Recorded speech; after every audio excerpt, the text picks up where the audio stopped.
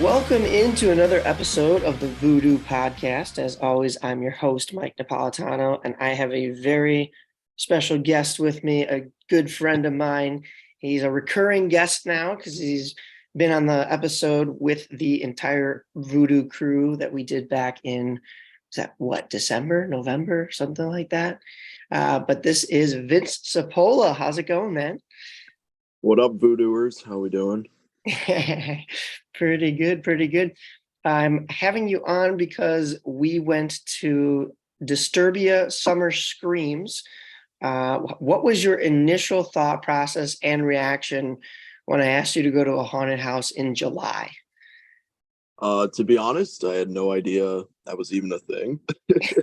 Um, but it was very it was definitely cool. Like it was crazy how packed it was considering it was like a hot day in July and like a huge line right as we got there. It was definitely more summer themed. Um, I definitely wasn't as much in the Halloween mood as I was in October for Voodoo, but overall, definitely a 10 out of 10. Very cool. Yeah, I would have to agree as far as, it's still July, so you're not quite ready for all the Halloween stuff, but it's cool to see these year-round ones. At first, I kind of was like, I really only do the Christmas ones and the actual Halloween ones, but we've now done it's mostly Disturbia, that one that we went to that does a lot of the year-round ones, and they do a very nice job with it. They get people in the mood, and like you said, I was surprised at how long the line was. There was actually a decent number of people looking to go to that, so it's We crazy. Yeah, we sat in line for like what, a solid 15 minutes or so. Like Yeah, we just I saw people like running out with the chainsaw. Oh my goodness, that reminded me of Voodoo too. Holy. I had gone to one previous haunted house in July, and that was under different circumstances. That was because they were not going to be able to open in October for Halloween because their city. So just to give some backstory, this is Dead Rising. They're no longer a haunted house anymore. They used to be in Crestwood. So, even going there, you're like, all right, let's pray that, we don't get shot. Sorry, I got to be honest. But when we went, they weren't going to be able to open in October because of COVID restrictions for their town. So they did something in July instead. And they called it like most other haunted houses call it. They called it like their bloodbath night or something like that. So typically, for those that don't know, a bloodbath night is you go and sometimes if you wear white, you get half off because they're going to douse you with blood. And sometimes it's the blood that like washes away. Sometimes it's not. So like you're sacrificing your clothes. I don't know if I've told this on the podcast yet, but Mark Levesque and I, when I get Mark on the podcast, we'll talk about this. Levesque and I went to a haunted house. It was Realm of Terror up in Round Lake Beach, and we were expecting it to just be the regular red blood that washes out, right? And it wasn't. So our clothes got stained. We both had, oh no, he had glasses at that time, but I had contacts. My contacts were pink for the next week. Like every time I'd take them out and wash them, there's like a solution that you can clean your contacts, and then I even put them in the case. Wake up the next morning and the case, the water is pink. They're just sitting in there. And I was like, you know what? These are monthlies, but I'm going to be throwing these out because I don't want to be putting like this fake blood back into my eyes. Yeah, it was.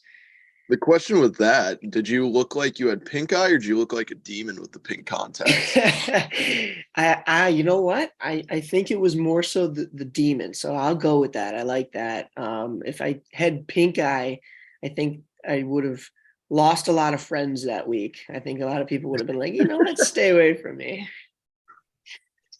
But so this Dead Rising one was a little bit more than a bloodbath. And I think, no offense to them, if any of their listeners or their people are still around, I, I don't think their bloodbath quite hit the mark because they made it like a let's just douse you with everything type of night. In the line, we got duct taped together. That was actually by Slider Jesus. He's with Hell's Gate now. He's one of the actors there. I got duct taped face to face with Mark Levac. That was interesting. I think I got duct taped to a chair. We got mustard rubbed in our hands. There was one room where they doused us with syrup, and then they had baking soda on the table because it was like a kitchen. And of course, they're going to pretend like the baking soda is, cocaine, basically. And they blew it right at us. And because we already had the syrup doused on us, now all the powder is just stuck to us too. So that was a weird. I don't Is think this I'd a ever do haunted something. house? It sounds like a kinky night. Like, what the heck? Right? Like I don't think I would ever do something that crazy again. Bloodbath is one thing. I know what I'm getting into. I'm ready to be doused in blood. I know I got to throw out my contacts maybe afterwards. Those clothes that I wear are going to get dedicated to when we do voodoo because they're probably going to be stained. But that night we came out of there smelling like all sorts of stuff, and we all looked at each other like this was too much. Like somebody should have pumped the brakes on all this. They should have stopped this. So that was crazy. I'm glad that We're was not worried the case about with Disturbia. we're worried about COVID restrictions, but not worried about like blowing like baking soda and all this other shit onto you. Like, what? Right? Yeah, that now come to think of it, that was a little backwards. But yeah, they didn't have quite as big of a turnout, and I don't know if it was because of the fact that they were dousing people with stuff, or I think more Because it's so just the Christmas. fact that it was July. But I think if people knew what they were getting into, that would have been a reason not to show up for that one too. Which is why we don't go that far with voodoo. If there's anybody out there listening, yeah, there's I was no gonna way we're ask, is ever. that what we're doing next year? Like, No. even more of a bloodbath? Like, I'm down. I've always thought about like, doing some kind of like, spray them with water. It's dark out. They don't know that it's not, blood and it's just water or whatever. But we have to figure out a way to do it. As much as we are a haunted house, we have to find a way to do it a classy way and also a safe way too. And I've thought about it. Yeah. So I was gonna say it might be in the works. Our HR department has already been having it's been caused chaos last year from all the all the interesting stuff that occurred at the bus. Yeah. But Yeah. Those are I still can all only imagine. outstanding complaints.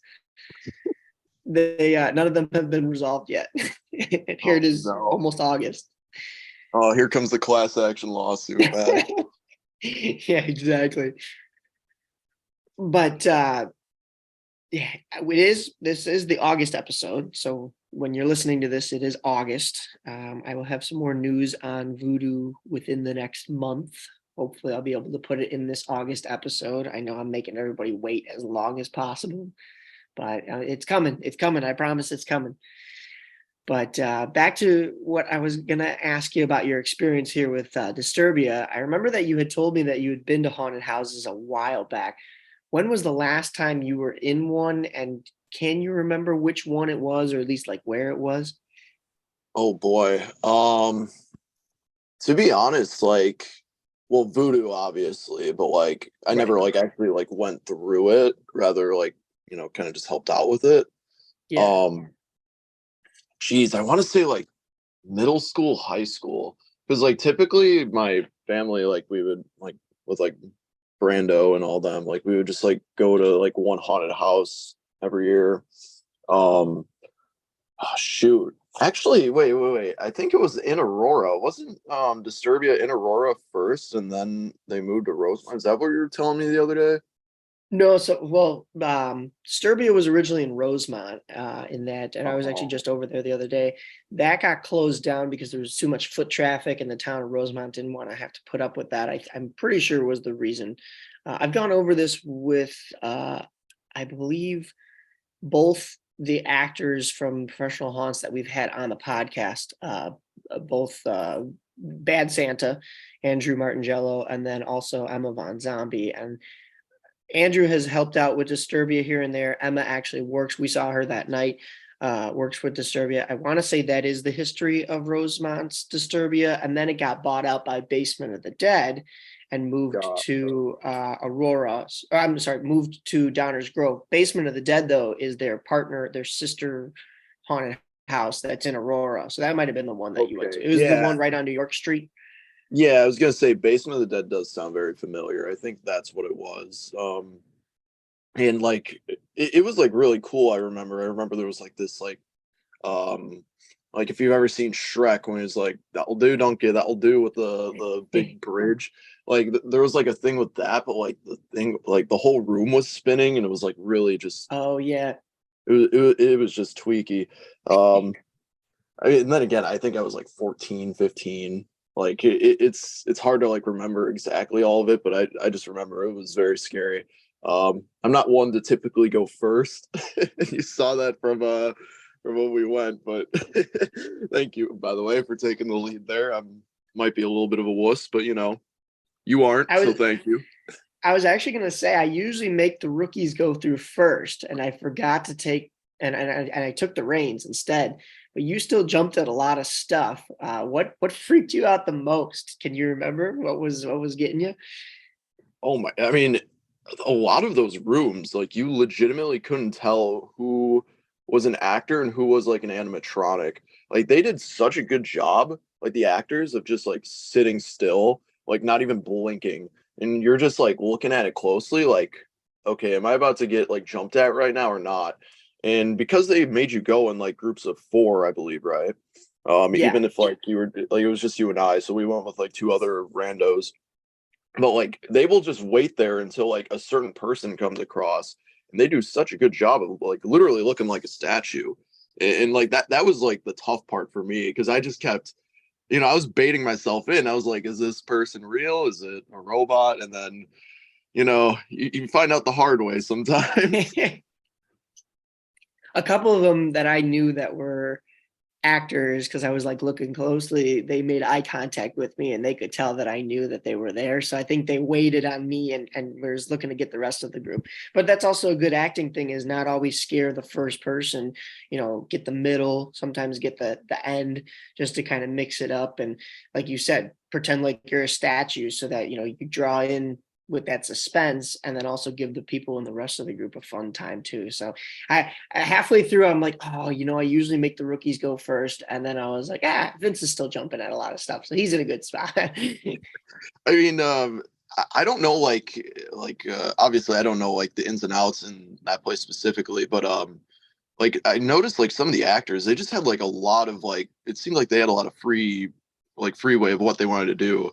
Like near the end of it, like the one guy was just like following us for like it seemed like forever. It was just intense. He was just kept staring at me because honestly, I was giving the biggest reaction. That's probably why he was feeding off of it. But like, my goodness, like he kept going. It seemed like two separate hallways. He just kept following us through. I'm like, holy man, like please leave us alone. This isn't even like your zone anymore, man. It was he was yeah, that was scary. That ending that you're talking about is with all the aliens in there and the cages and stuff like that. I've Yeah. said it. I've said it on the podcast before. I liked it better when they had the strobe lights. Like they had these heavy strobe lights in there, and they used the cages as like a prison area. So you'd walk through, and of course, there's still all the smoke and fog, and or I think it might be haze in that room. I'm not sure, but you're walking through and you're disoriented, and these prisoners are like yelling at you and stuff. And the aliens to me is a little weaker because I'm not super scared of aliens, but they do have the one of those the air cannon things. So when you step on something, like it feels like somebody's like shooting you with an air gun. So those are always good jump scares in there. And I thought they did a better job with that alien hallway this time than they have when it's been the alien hallway in the past. And I think a lot of that is because, like you said, they had more actors in there, and those actors had some free reign to like follow people and stuff like that. So that was good. Yeah, absolutely. I'm just curious, Mike, like what was like your favorite like theme throughout that entire thing? Like what do you think was like the scariest Oh, that's a good or like one. most aesthetically pleasing? I really like what they do with their swamp room because we had to go up on that catwalk kind of thing. But when we went through a lot of the animatronics that I've seen that pop out at you before, I don't know if they were on or working that night. Um, So I don't know. They do a really nice job with pumpkins, and that's always a standout in my mind. That whole pumpkin room with that giant pumpkin animatronic, and it gets you to look up. So then their actors, even though it's a wide hallway, I think they do a wide hallway there because of the fact that you're looking up and you might still be walking, and they don't want you to bump into the actors or the walls. And so then the actors can come sneak up right underneath you while you're staring at this giant, animatronic. But also, I mean, that pumpkin area is kind of connected to that skull wall of all the, I mean, it's of course the styrofoam molds we know, but the people walking through it looks like catacombs. I really like that. So that stands out.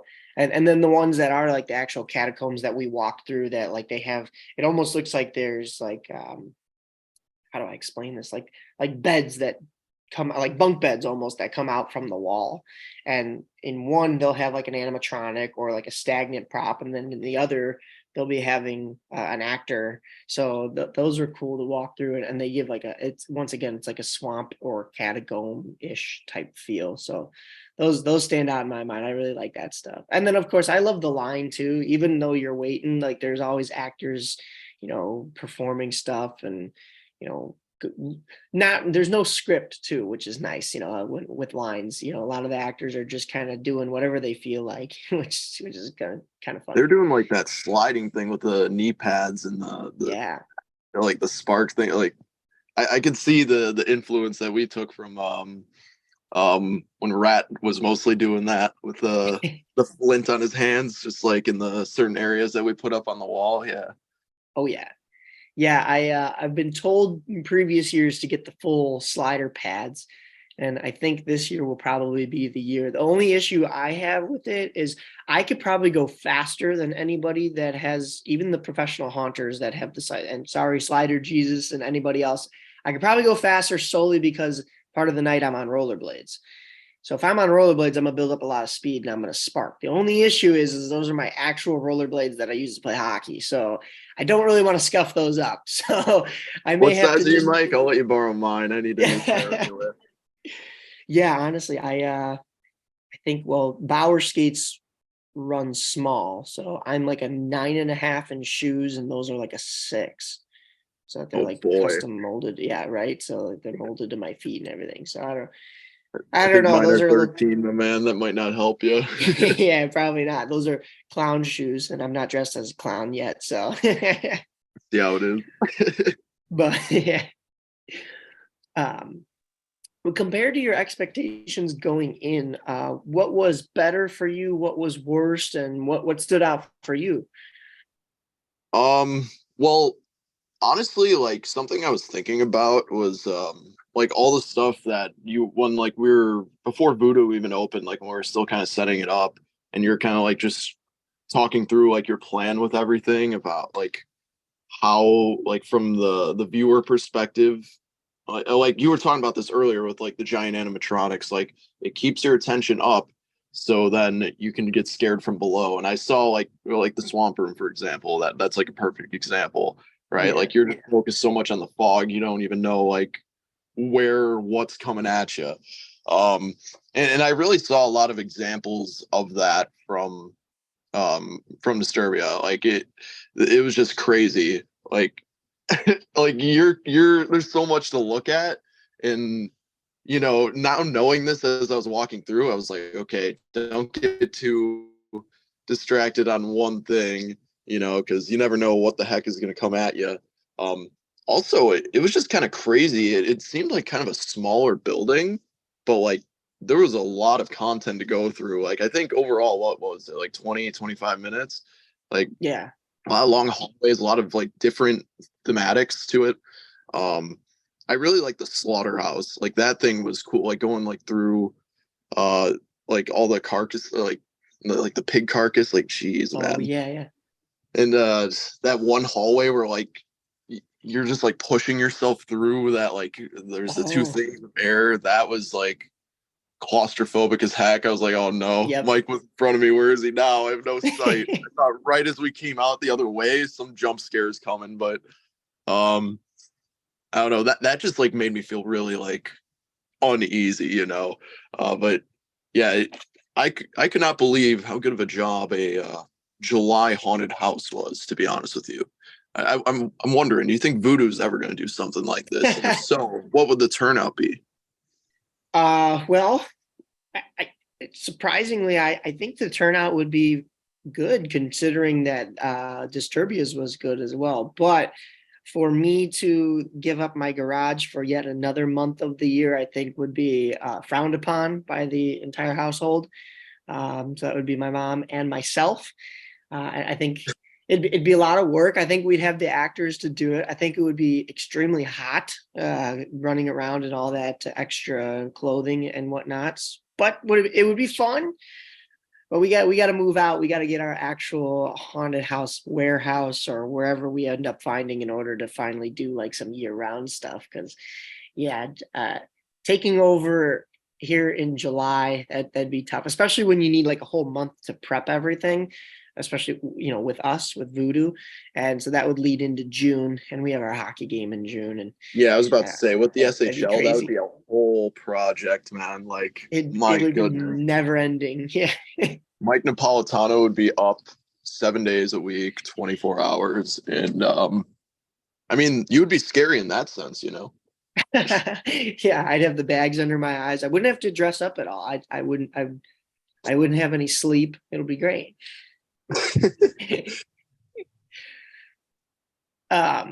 You had mentioned when you were thinking that it was going to be a lot like Voodoo. Obviously we've kind of gone over. It's a little different than a garage haunted house. I'd say we stack up. We may not have the budget for the top of the line props or even the space. I know you talked about, you thought it was a smaller building, and it was a lot bigger than expected.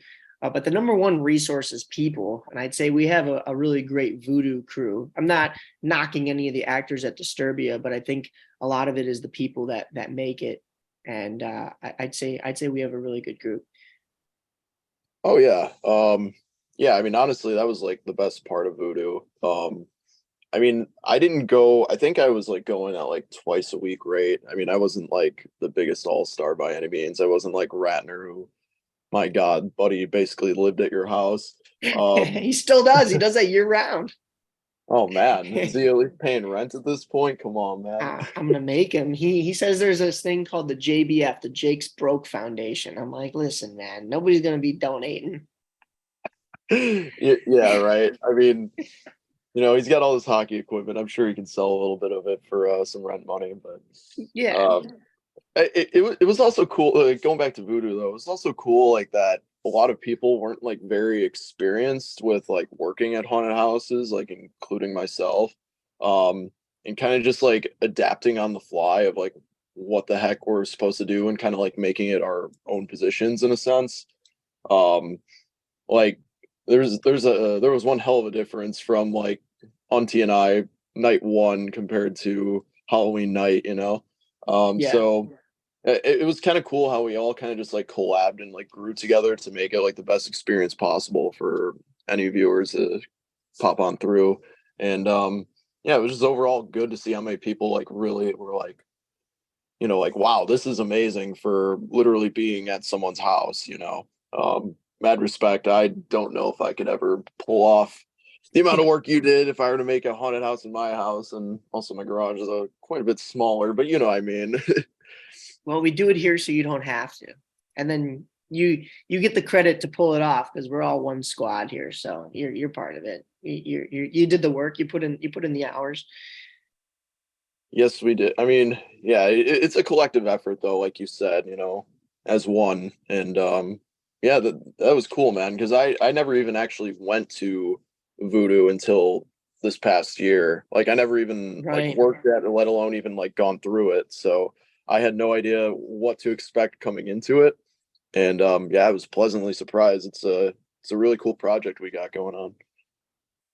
I hope we get to do it again this year. You'll hear later on in the episode if we are or not, but it's not Oh August no. yet, and I still have to hold out on the information. And of course, the Voodoo crew itself will be the first ones to know. I'll text the group chat. But Is this yeah, is this like the meme that Emma says that like you always say, "Oh, we're not doing it this year," and then we end up absolutely doing it, and oh, that was now it's like Court. the 7th year. was Courtney, I think, that brought that up. And Oh, yes, Courtney. that is it. Yep. She is right on that one. That we usually say, oh yeah, we're not doing it. We're not doing it. And then we get drawn right back in. Then you turn into Jordan Belfort. I ain't leaving. I'm not leaving. Yeah. um, on the way there though, I know we've talked about, music tastes in the past. Usually it's surrounding hockey, but I even remember back when we were doing voodoo, you were telling me that you were getting pumped up and into character with Avenged Sevenfold and a little bit of Corn. I know you missed the concert this past Friday with us. I went with Nick Terranova, friends of ours, Angelo and Anthony Esposito. I'll give them a shout out. I was thinking about adding them to the podcast, but because it was just a concert, I'm not sure what they would have to bring to the table. There may be a story or two, so I may have to get them on. But for you, where did that love for that genre and those artists kind of develop? Honestly, like my parents, like don't get me wrong, I listen to like a lot of different types of music. Not a big country fan, not gonna lie. But I mean, honestly, I remember like when I was like 4 or 5 growing up, my dad would play like House of the Holy, like Physical Graffiti. It would always make me like listen to Led Zeppelin stuff, Pink Floyd, Metallica. Like he just like really indoctrinated me into rock, and I've always loved it ever since. But like to Avenged Sevenfold, like that was like my middle school band, man, and like they were basically like our era's Metallica, I think is like the best way of Yeah. describing them.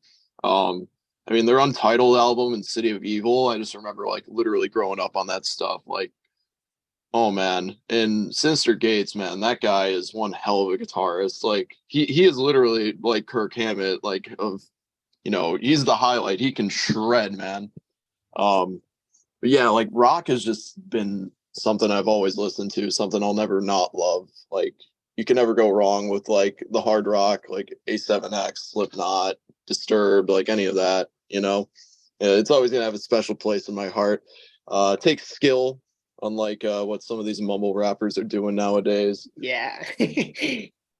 I mean, I was literally at one of my buddies' like birthday parties and just listening to like the fifth Playboy Cardi song in a row. I was just kind of getting annoyed. I was like, can we throw on some Queens of the Stone Age or something cool? But nah, unfortunate. But rock is unfortunately not as mainstream anymore in our generation, and hopefully it's not dying. I mean, really, the only newer band that I know of that's like kind of trying to keep it alive is like Greta Van Fleet, but Yeah, I it's mean, true.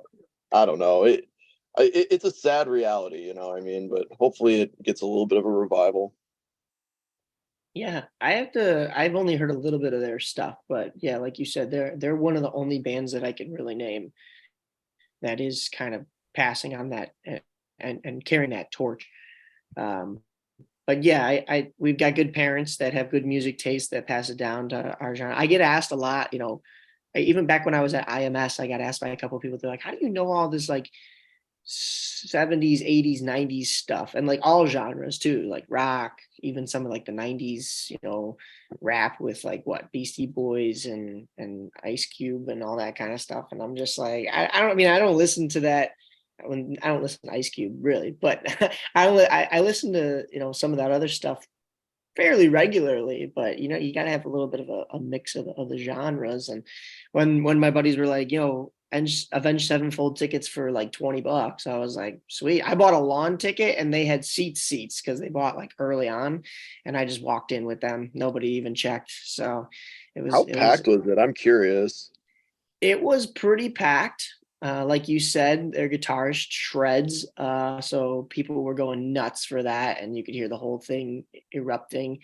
And the storm really split right where we were. So all the huge thunderstorm that was rolling through went north of Tinley Park and south of Tinley Park. And as it got to like where the concert was, we didn't have any issues. I don't even think the grass section got rained on. So I think if I was stuck in the grass section, it would have been fine. And there were open seats around us, but it was nice because of the fact that there was like 2 or 3 rows directly in front of us that were open and nobody took them. So we had a little bit better of a view rather than having like somebody's head right in front of us. But no, it was a good show. I have not seen that concert hall that packed. I've only been there 3 times. I was there for, uh, if we talk about music taste, Sir Paul McCartney. Then I was there for Imagine Dragons back in 2018. Both of those I want to say were sellout shows. So Avenged Sevenfold was the only one that wasn't. But if I remember correctly, like I don't think anybody was as hyped as they were last night. Granted, different genre of music. So like Right. people were excited to see Sir Paul McCartney, no doubt. Like that's Respect for saying Sir Paul McCartney, by the way. yeah. Oh yeah. And then but then with Imagine Dragons, like people were excited, but that was still, I think they were only like probably what, like they came around in like 2013. So they were only like 5 years old. They only had, I say only, but they had like 2 or 3 albums at that point. I forget which one they mostly played that night. And yeah, it's good, but it's a little bit more mellow music. So people weren't getting like hype in the middle of the songs. They were mostly getting hype towards the ends and excited at the very end of the concert. With Avenged Sevenfold, I think people were like head slamming the entire time. That was crazy. Oh yeah, man. Like, I mean, it's kind of surprising. Like recently, I feel like a lot of like older groups have just been like coming out randomly within the burbs of Illinois, just or the burbs of Chicago, just to kind of have something out. Like a few weeks ago in Elk Grove, All American Rejects were playing, and that place was packed. Like I mean, it was free, by the way, which was awesome. It was just like Elk Grove Fest, but my goodness, I could not believe how packed it was for a band that like really had their peak in like 2004, 2005. Right. We Googled it. Their lead singer is like 39 now, I think, or like 38. It's like, man, I just remember watching like the Move Along music video, and he's like basically our age at that, Right. Like, he's in his like mid 20s, and I don't know, it's cool, man. Like it is definitely giving me hope that like some rock is like kind of still maintaining. We just like kind of need newer stuff. I'm kind of sad because nobody told me about the All American Rejects show and I missed it and it was free. You know where I was instead? I was at the gym. Like what? Like I could go to the gym any day and I didn't know. Who had snapped me was our buddy Charlie Borda that plays hockey with us. I tried to get him into voodoo last year and he's like, nope, I'm going to be too scared. I'm like, all right, you're going to be behind the mask. You're not going to be in front of the mask, but that's okay. I'm not even surprised that was his response. Yeah, right. But Typical he sends me a Snapchat and he's like, hey, All American Rejects tonight. I'm so pumped. And I'm just like, oh, sweet. I'm like, where are they playing? Thinking like he bought tickets and he didn't respond to me for like an hour. So when he had sent me that initial snap, it was like 5 o'clock. I was getting off of work. I went straight to the gym. I'm like halfway through my set and he snaps me back and it's just a video of the concert. He's like, it's free. It's in Elk Grove. I'm like, I'm so mad. I'm so mad. And like you said, yeah, a lot of it's been coming, not necessarily suburbs of Chicago. That one was, but then also I, of course, missed these two as well. I didn't even know they were happening. And then Brian McIntyre, fellow Voodoo Squad member with us, and then one of Rat's friends, well, my friend too, Stewie. They were up in Wisconsin. Stewie would be doing the haunted house with us if he wasn't away at school at Nebraska. But they were up in Wisconsin on a Friday and a Saturday because the Friday was Green Day and the Saturday was Foo Fighters, and I was so mad. And like the thing too with that one is it was 2 days. The Friday, I was like, I slid up. I'm like, oh, that's so cool. Like you guys got to see Green Day. They were like, yeah. And then the Saturday was Foo Fighters. And I see them at a concert again. It's Foo Fighters. I'm like, you didn't tell me that Foo Fighters was coming the next day. I would have dropped everything. I would have missed Green Day on Friday. And that sucks, but that's okay. But I would have gone up to see Foo Fighters and I didn't see them either. So I knew I had to go to Avenged Sevenfold.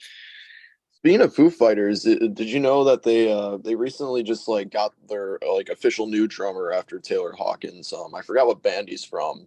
But they're going to be back in action, like making new albums like pretty soon, which is awesome. Yeah, when they were in concert, I was like, how are they going to do that? But I had not heard that they got a new, or I don't know where this guy's from. I didn't even know. I'll have to Google like what band the drummer's from. I just like heard like a few weeks ago that it's official. They like found him. So I mean, I just remember like their tribute tour to Taylor Hawkins, and Taylor Hawkins' Yeah. son was playing like My Hero with them, and it was just emotional, man. Like you can tell he's related to Taylor, man, because that guy could drum. Like he's Oh like a yeah. 15, 16-year-old kid, I think, too. Like, man, that's rough. R.I.P., man. Yeah. Well, that's like Slipknot's drummer. His dad was in, and I'm gonna draw a blank on which band it was now because it wasn't anything as dark as Slipknot, but his dad took him to his first Slipknot concert, and then they went behind the scenes and they were like, "Wow, this kid can shred on the drums." And then all of a sudden, next thing you know, he's in Slipknot. So, and the only reason I know that is because they had him on a hockey podcast, Spittin' Chicklets, and he grew up in New Jersey. He's a Devils fan, and Oh, that's where some of his um, I guess he kind of grew up all over the place because his dad was always moving around, but mostly a Devils fan, and that's why his mask is a little bit more along those lines. Actually, I think I can't remember if it's the mask that he wears on stage with Slipknot that is a tribute to the Devils. I think it's more so. I think he played goalie in his spare time, and he has a goalie mask that looks like his Slipknot mask. I can't remember which one it was. I'll have to go back and listen to the episode, but that's kind of cool how you could kind of say art imitates life, but it's more like art imitating art in that sense. or you can also argue that it is art imitating life because puck is life. Puck is life. That is true. And that's another band that I missed kind of twice this year, but really realistically only once. Is Slipknot was opening for, I don't know if it was Summerfest or some kind of fest up in Wisconsin this summer, and I'm pretty sure I missed the boat on that one. I think it was earlier this month or earlier July. And then they were also in that same weekend going to be in Ohio.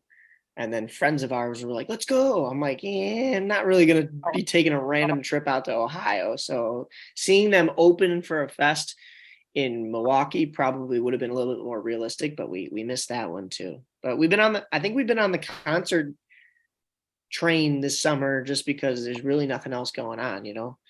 My baseball team sucks. Yeah, So I assume that's where you were going with that one. yeah, I'm not going to White Sox games because they're awful. It's atrocious, it's embarrassing, and I'm sorry, Vince, but I'm not going to become a Cubs fan. I'm not going to leave my team just to betray them like that, but I am leaving my team. They're not getting my money. For the viewers, the Cubs and White Sox had their like crosstown classic series like a week ago or so, and Yep.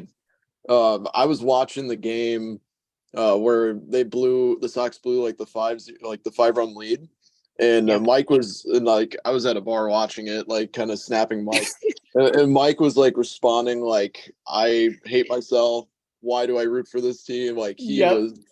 he was in his sad boy hours. I thought he was like Frank Ocean for a little bit, but you know, it's okay, man. Like all I'm gonna say though is with the Cubs and the White Sox, that is two chances out of 32 teams to actually like win the World Series. So like, me personally, if the White Sox are like in the playoffs, I'm gonna root for the White Sox, even though I'm a Cubs fan. You know what I mean? It's Chicago still. Yeah, I get that. I Yeah. get the rivalry though, but And even if we combine forces, we have 6 rings in all of history to show for it. And that's just so pitiful because we're this big city here in Chicago. And yeah, like you said, out of the 30 teams, we get nothing. We we have cheap ownership, cheap management, and yeah, we don't get. Look, I think even as a White Sox fan, I think that Cubs team in 2016, well, going forward, I think they should have had a couple more runs in them, and then the management just didn't want to pay those guys. And here you guys are technically rebuilding again, but your rebuild's going faster than ours. So that adds insult to injury, but you should have had at least a couple more. Did I say cup runs? I meant World Series runs. Wrong sport. My bad. you just gotta love the Ricketts family because they don't make enough money at Wrigley ever. Like Right. there's Yeah. never packed there. They never sell tickets for like $60 for like 200, 300 level seats. Never, never.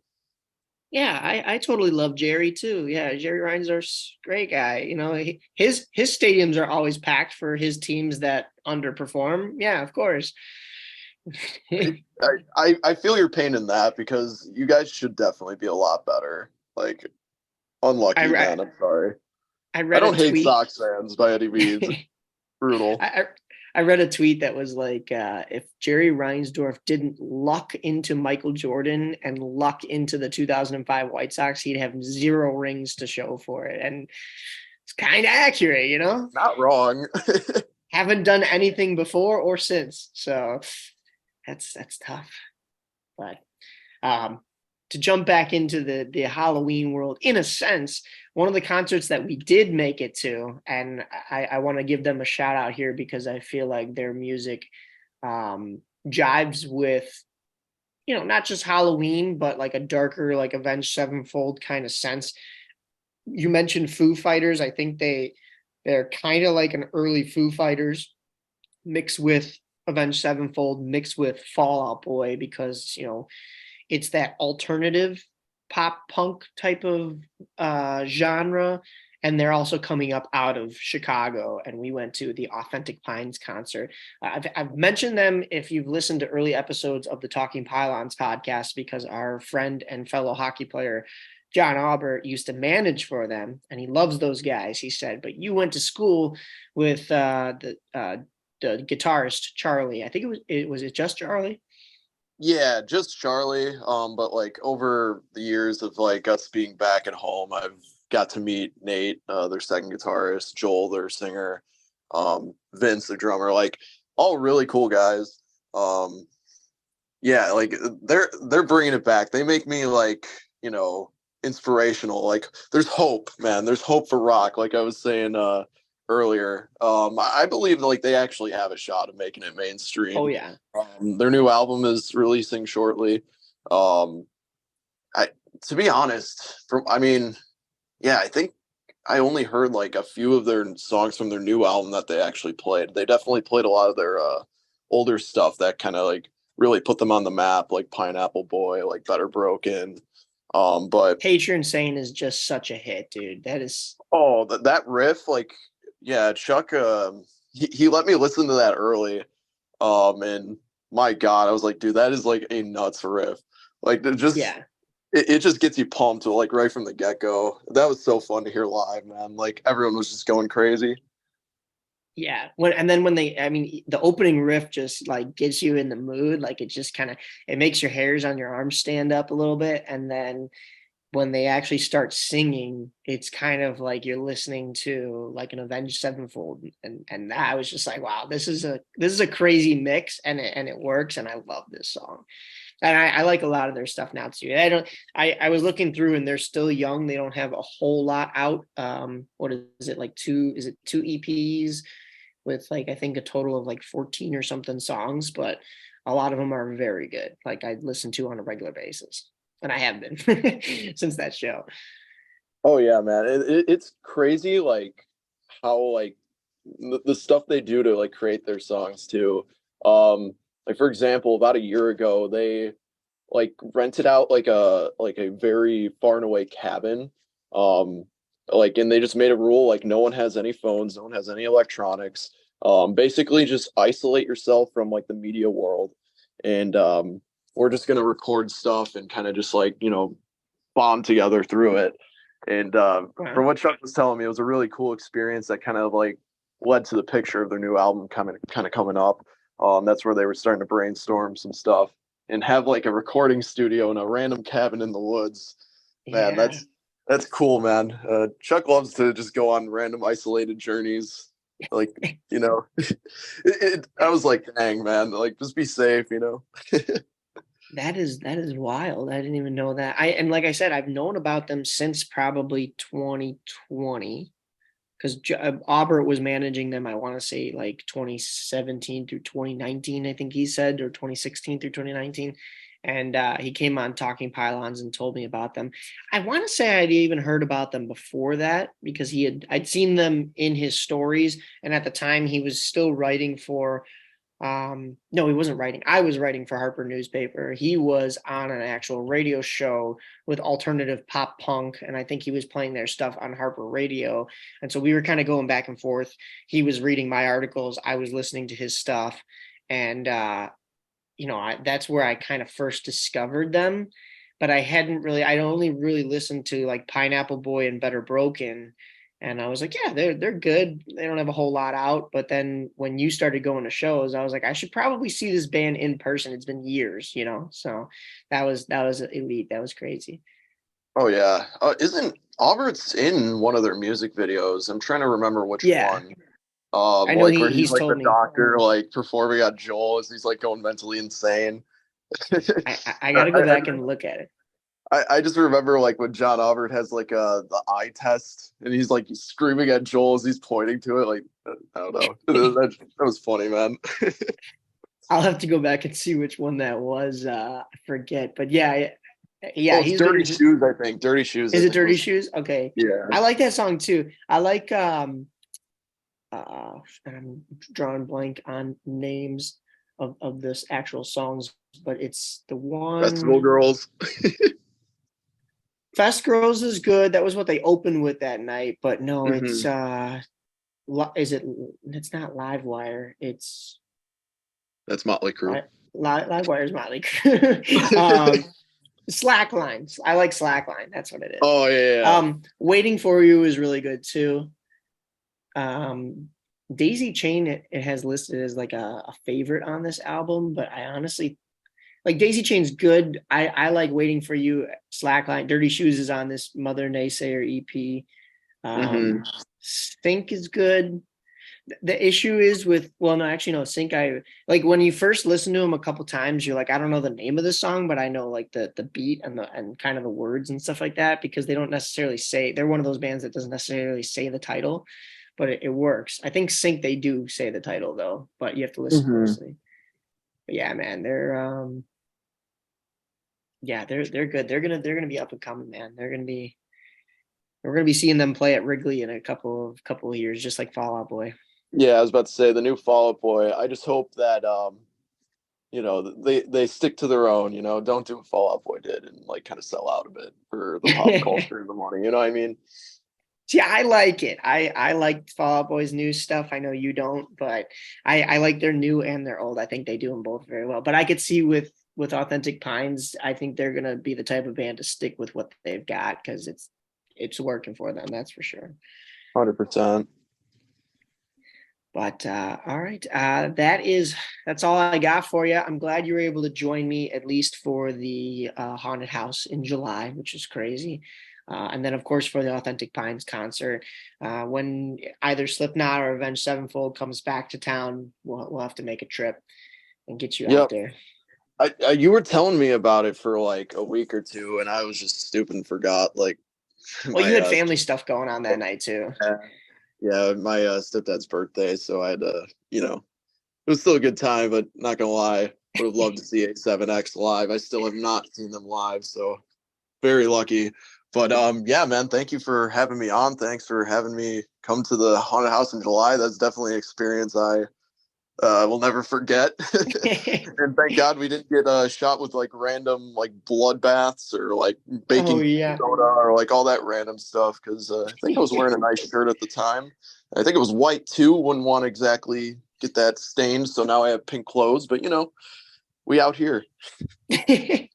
Yeah, absolutely. So yeah, awesome. When October comes around, it'll be probably before we ever get to see another Slipknot or Avenged Sevenfold concert, or I mean, I don't know, even any concert in general. Hopefully, we'll be doing Voodoo, but for sure, we'll get you out to more haunted houses with us. We've already got the dates set for a lot of the ones that we're going to because I planned early this year. I was down with COVID last November, and I was like, I'm bored. I might as well just plan the calendar for next October. So I went for it a whole year in advance, basically. So Got to I'm update excited. the spreadsheet, right? Oh yeah, you know it. That's what's coming next. So we'll see you out there for some of that. Absolutely. Awesome. Well, thanks again, Vince, and we'll talk to you soon. Thank you, Mike. Take care. What an excellent day for an exorcism. A huge thank you again to my buddy Vince Cipolla for jumping on to break down Disturbia Summer Screams with me. It is late August now as I'm recording this. I have one more interview, and it's a great one to get to. It's Nick Buccieri. He's a DJ Nobody, and he also is in the haunt world. I'll let him explain everything in that interview that we did, but before I get to that, we have a couple more things. One, we have Matt Nossid's latest Home Haunters hack coming right up, but before I even get to that, like I said, it is late August, and that means a lot of haunted houses have already posted their schedule. I'm not going to go through all of them right now, but make sure you get out there, check out the early discount deals. I know Dungeon of Doom had one. That one is over now. The 13th Floor and Old Joliet Haunted Prison early pre-sale is going on right now, so get yourself some discounted tickets. You don't have to pay full price.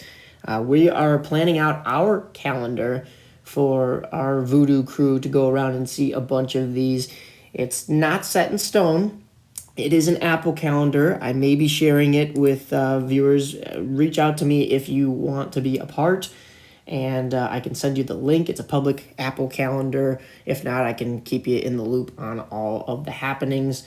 And then after that, we've got just movies and TV shows.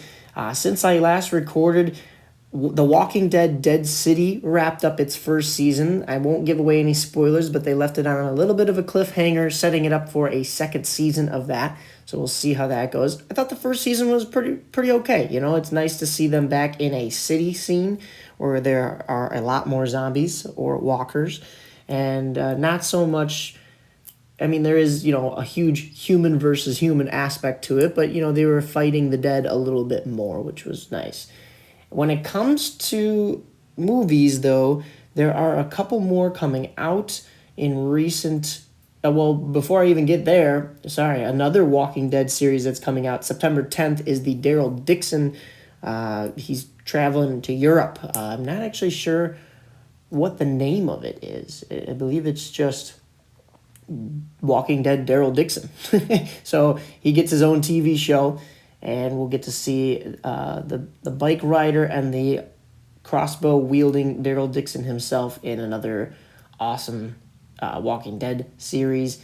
There was another trailer that I saw that came out for another season of American Horror Story that's coming out. I am way behind on those. I got to catch myself up, so I'm not going to speak on something I don't know. But the things I am most excited for, The Nun coming out on September 8th, The Nun 2. It's the sequel to the first one, part of the Conjuring storylines. And then the big one, The Exorcist Believer, coming out October 13th, 2023. Now, The Exorcist has made a couple of sequels to its original award-winning, the legendary Exorcist movie. I mean, what else can you really say? Everybody knows it, whether they're afraid of it or they enjoy it to an extent. But now we have The Exorcist Believer, and in the trailer it looks like there are two girls that are going to need an exorcism. So that is an interesting twist. It comes out very fittingly on Friday, October 13th, Friday the 13th of this year. Before we even get to that, there's another movie called A Haunting in Venice that comes out September 15th. That one is kind of a Murder on the Orient Express and Death of the Nile type. So like a little bit of a more of a mystery, like a killer-esque. I have to look more into this one, but the movie will be supernatural, it says, and it mostly takes place inside a haunted house. So it fits the bill. A couple things that have passed. The Haunted Mansion got a remake on July 28th with Owen Wilson, Rosario Dawson, Danny DeVito, and a couple others in the movie. Tiffany Haddish. So there's a huge cast of pretty well-known actors in that one. And then even before that, Insidious, The Red Door came out on July 7th. That I'm sure you can probably find on some of the streaming services already, being that it has been out for a while now. A couple more movies coming out later in October. There's a Five Nights at Freddy's movie coming out that's going to be interesting to see based off of the video game. It's October 27th of this year. And then Saw 10 Can you believe they're already on 10 Saw movies? That's also October 27th. So make sure you get out and go see that one. An interesting one from director Eli Roth called Thanksgiving, coming out on November 17th. But the title card is the word Thanksgiving, but in a blood font. So I imagine there's going to be some kind of a twist on your typical family dinner during that time. There's another Strangers movie coming out. It's really just the Strangers remake that is to be announced. And Salem's Lot. This one's a little bit of a Nosferatu type movie from the looks of it. So we'll be getting more information about that. That's to be announced in 2023. Scream 7, it has been announced that they will start filming early, maybe around April in 2024. So we're already getting yet another sequel to that franchise in the next year, as they already came out with Scream 6 just this past year. And I know I went down the whole review with it with Rob Pesci when we had him on the podcast, but I'll be talking a little bit more about all the horror happenings going on in September. But for now, I'll leave that for the next episode in the September edition of the Voodoo Podcast. I want to send it over to my buddy Matt Nossid for the Haunters Hack. So enjoy August's version of Matt Nossid's Haunters Hack right here. Hot diggity dog. This place is magnificent. Hi, this is Matt from Greenbrier Cemetery with this episode's Haunters Hack. It's that time of year again, where Halloween is rapidly approaching and it's time to bring down all of your props and see what you need to prepare. I also like to use this time to not only repair items, but to improve upon them or add detail work while I'm at it. Some of the things you may use would be screws, glue, tape, zip ties, spray adhesive, and of course, paint. One of the most common things that I find myself repairing each and every year is my tombstones. Between takedown and storage, those things get beat up pretty good. So what I like to do when I find a beat up corner or a crack in the foam is accentuate it. I get in there with spray paint that actually eats away at the foam to deepen that crack, to make them look even uglier and more weathered and get the look I'm looking for. Then I'll use a latex-based paint or a dry lock to go over them to add another layer. As soon as that layer dries, I can then move on to adding moss, Spanish moss, or even spray adhesive and using just dirt. Between these detail works and all of the different layers that I've created over the years, the tombstones really take on their own character. They're very weathered and look pretty real. After my tombstones are pretty much complete, I'll move on to my cemetery fence, whether I need to build from scratch or make repairs. These I normally repair using screws and glue. I use a PVC and a 1x2 wood fence. That's the design I chose long ago, and I've continued with it every year. It works for me, and you can get as detailed as you'd like. Adding finials or circles within the fence, or adding Spanish moss, or anything really. Changing up the colors, adding rust because they're supposed to be simulated metal. This is a great opportunity to do those type of projects. Improve upon what you built last year or in previous years to really make your haunt pop. I also take this time now to bring out my animated props and other dressed characters and see if they need a revamp or a costume change. Again, another great time to do this. Go to your local thrift store, grab some materials, weather some old shirts, jackets, pants, whatever you need to make your character unique. Now is the time to do it. Let's go into how to do it. I mostly use X-Acto knives and a very heavy wire brush to snag the material and rip it up accordingly, as much as I want or as little as I want to get the detail for that character. I'm also adding dirt. Things like blood would be applied here. Pretty much anything that you need some adequate time to dry before you're going to put it in your haunt.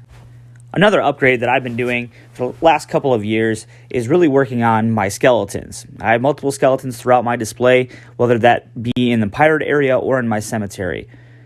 Both of these, I'm trying to put some gel stain on to really weather those bones, make them look more realistic. I utilize the skeletons from your big box stores, Home Depot, and I rub these with a gel stain and then back it up with light coats of dark spray paint wherever I can, dark browns, blacks, things like that, to add the detail work that's really needed. The next technique I want to talk about is corpsing. This is taking saran wrap and using a heat gun or other plastic material and melting it, fusing it actually around your skeleton where it seems fit. There are several tutorials on this online, but the best way to do it is trial and error. Get in there, get your hands dirty, and try this out. It is a really cool technique. It takes very minimal effort, and it has the biggest bang for your buck, I believe. You're going to want to make sure that you melt your plastic before you go ahead and paint these things. You could use the same technique with stain or spray paint to accentuate the areas that you want to show more rotten. Now that you have most of your props fixed and ready to go for the season, it's now time to check your electronic equipment, such as down to your extension cords, check your light bulbs, check your fog machines if you're using them, any kind of projector, or any other kind of mechanical item that you think needs to be tested. This is a great opportunity to do so and also find flaws before you're in midweek setup and you don't have what you need. I like to start by setting up my fog machines and running a cleaner through each and every one of them to make sure that we service them for the season and they're ready to go. I'll get through most of my extension cords, checking for any kind of tears or any kind of rips that we've occurred over the past season, and make sure that they're ready to go. I'm also accounting for where and how many I'm going to need during this time. The next thing that I check is my projectors. I'll fire up each individual projector. I'm using Atmos Effects and some other companies' projections out in my display. I want to make sure that these projectors are ready to go for the season and that they don't have any issues with the light bulb or anything like that. The next thing that I check is each individual light that I have in my display. I'm checking them to make sure that their functionality is correct and that they're not dimming out or anything like that. I'm using LEDs off of Amazon. I also use incandescent lights for our lightning effects. So I make sure that those are in good working order before I go ahead and put them out in my display. The last thing that I check is my audio equipment. I'm hooking up my receivers and CD players and some other audio equipment that I use just to make sure that they're properly working. They can still read a CD. They can read the MP3 files that I'm trying to put onto them, as well as the speakers are actually functioning. This is what I have replaced the most over the years as far as electronic equipment is concerned. The speakers that I'm using are outdoor rated. I do cover them, but things happen. They get wet, they rust. I put them in storage. They don't get a ton of use, and next year they don't work. So this is one of the struggles that I have personally, making sure that my audio equipment is ready to go year over year, that we have good sound and quality throughout the year. Now that everything is repaired, improved upon, and in good working order, you're probably ready to start setting up. This has been Matt from Greenbrier Cemetery with this episode's Haunter's Hack. And remember, be creative and stay scary. Another huge thanks I have to give out to Matt for bringing, once again, another awesome edition of the Haunter's Hack. I don't want to dwell too long on everything he already spoke about or anything that I've already spoke about, and I know this episode's kind of going long already, but I just want to give you guys a heads up. This episode's long because it's August. We're almost into September. September, we will have one episode like we have had every other month. But then in October, with how busy it's going to be, we plan on having 2 episodes, kind of break up all of that content into 2 2-hour-long episodes. That is the goal, but you know how busy it gets with October and Halloween right around the corner. Without further ado, though, I want to give this interview its time. I want to introduce a DJ friend of mine and a former Illinois Media School student like myself, but he's also in the haunt industry. Please welcome DJ Nobody, Nick Buccieri.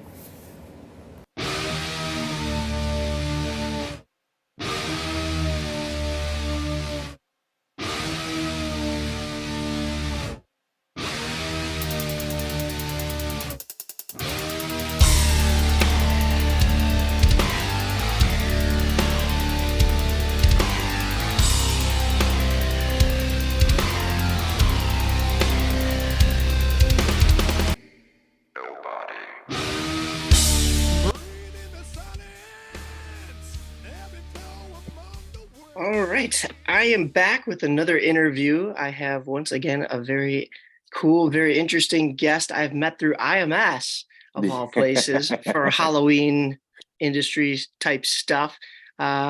He has been a DJ at 13th Floor, Haunted Trails, and Statesville as well. Yeah. So a little bit of a connection to one of our previous interviews. We'll dive into that. He's done some actual ghost haunting investigations. Welcome to the Voodoo Podcast, Nick Buccieri. Hey, Mike. Glad to be here. Really excited to talk about this, especially we're coming up to the season pretty soon, so definitely ready for Haunt 2023. Yeah, exactly.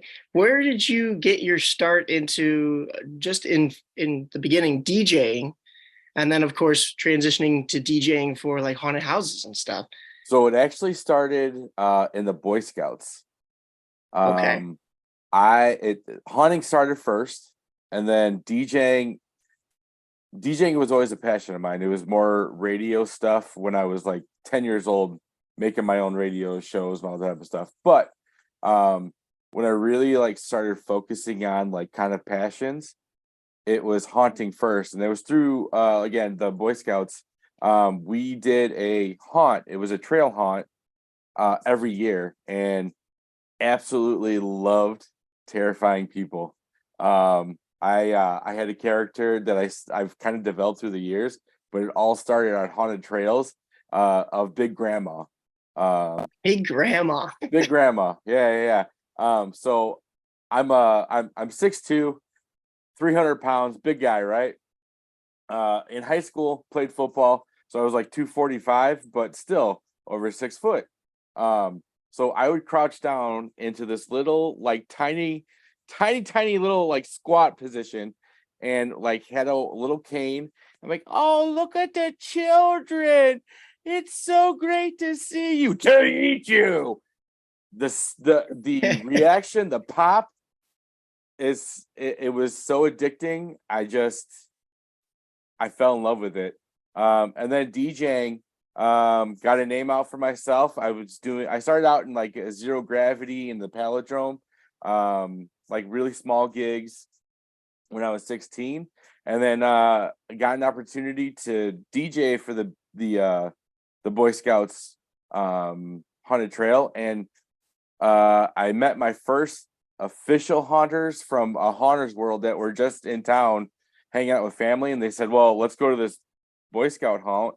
And I got an offer to DJ my first haunt with them, and that was Haunters World. Back in the day, there was in Elgin. I grew up in Northern Illinois. Are you focused on like where we're at and all that type of stuff? Like, yeah, I mean, the listeners know that we're mostly Illinois based, but we spread our wings. I know we haven't gotten any interviews on, but I know some people take trips to Michigan, and we have fans actually. I've got people on social media talking to me from Minnesota, Michigan.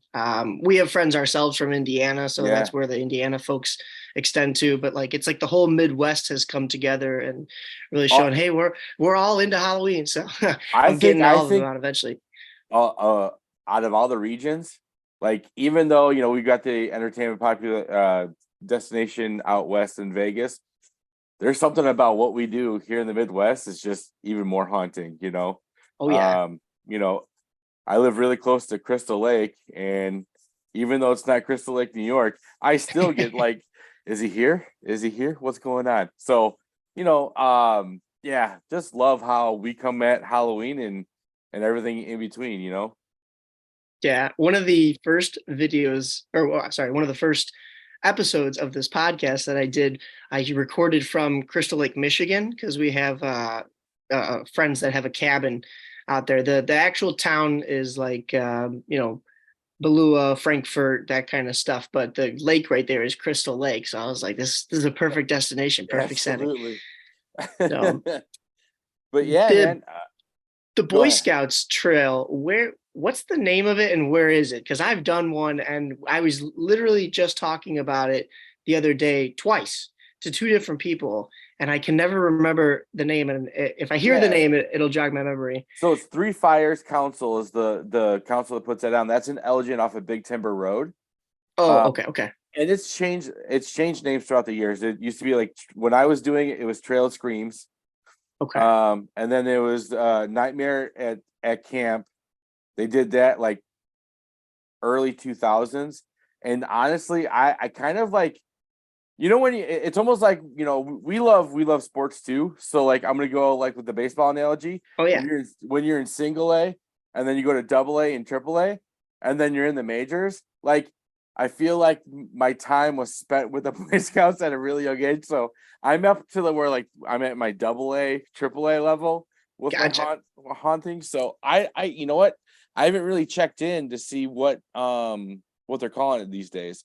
I really hope they're still going. I don't know. I haven't checked in post COVID, but gosh, I really hope that they're still going. Okay, so it wasn't the Boy Scout thing that I was thinking of, because that I always forget the name. Funny enough, my mom remembers the name because it's same family friends that have the cabin up in Michigan that their son did the Boy Scout thing. Oh, And yeah. it was a whole haunted walkthrough in this old campgrounds. Yeah. And they would put up tents and stuff like that. And the reason why this stands out in my mind so much, the name should stand out, but I forget that part. But what stands out about it is they had this polka dot tent, and it was a tent where you walk in and the entire thing was black walls with polka dot, like neon glowing polka dots, and there's a strobe light in there, and you have all these actors in the all black morph suits, Yeah. and they have polka dots stuck to them. So next thing you know, it looks like the wall is coming at you, and it's really just a person. So we actually took that idea and we did it in ours for a couple of years, and it has That's been a huge awesome. hit just for the effect of it. Like polka dots themselves aren't like a werewolf coming at you or Michael Myers with a knife or something like that, but it's the idea that like all It's of a all sudden, coming it's a in. jump scare. Yeah. Oh No, man, but that's the one you're talking about, I had never done it before COVID. I didn't even know that existed. The other haunter that helps me out with the podcast that you'll get to hear from him, his name is Matt Nossid. He runs Greenbrier Cemetery in Gilbert's. He's literally 2 minutes from Terror. Well, I call it Terror in the Timbers because I believe that's what they called themselves after COVID, and they made it one of those drive-through haunted houses okay. during COVID.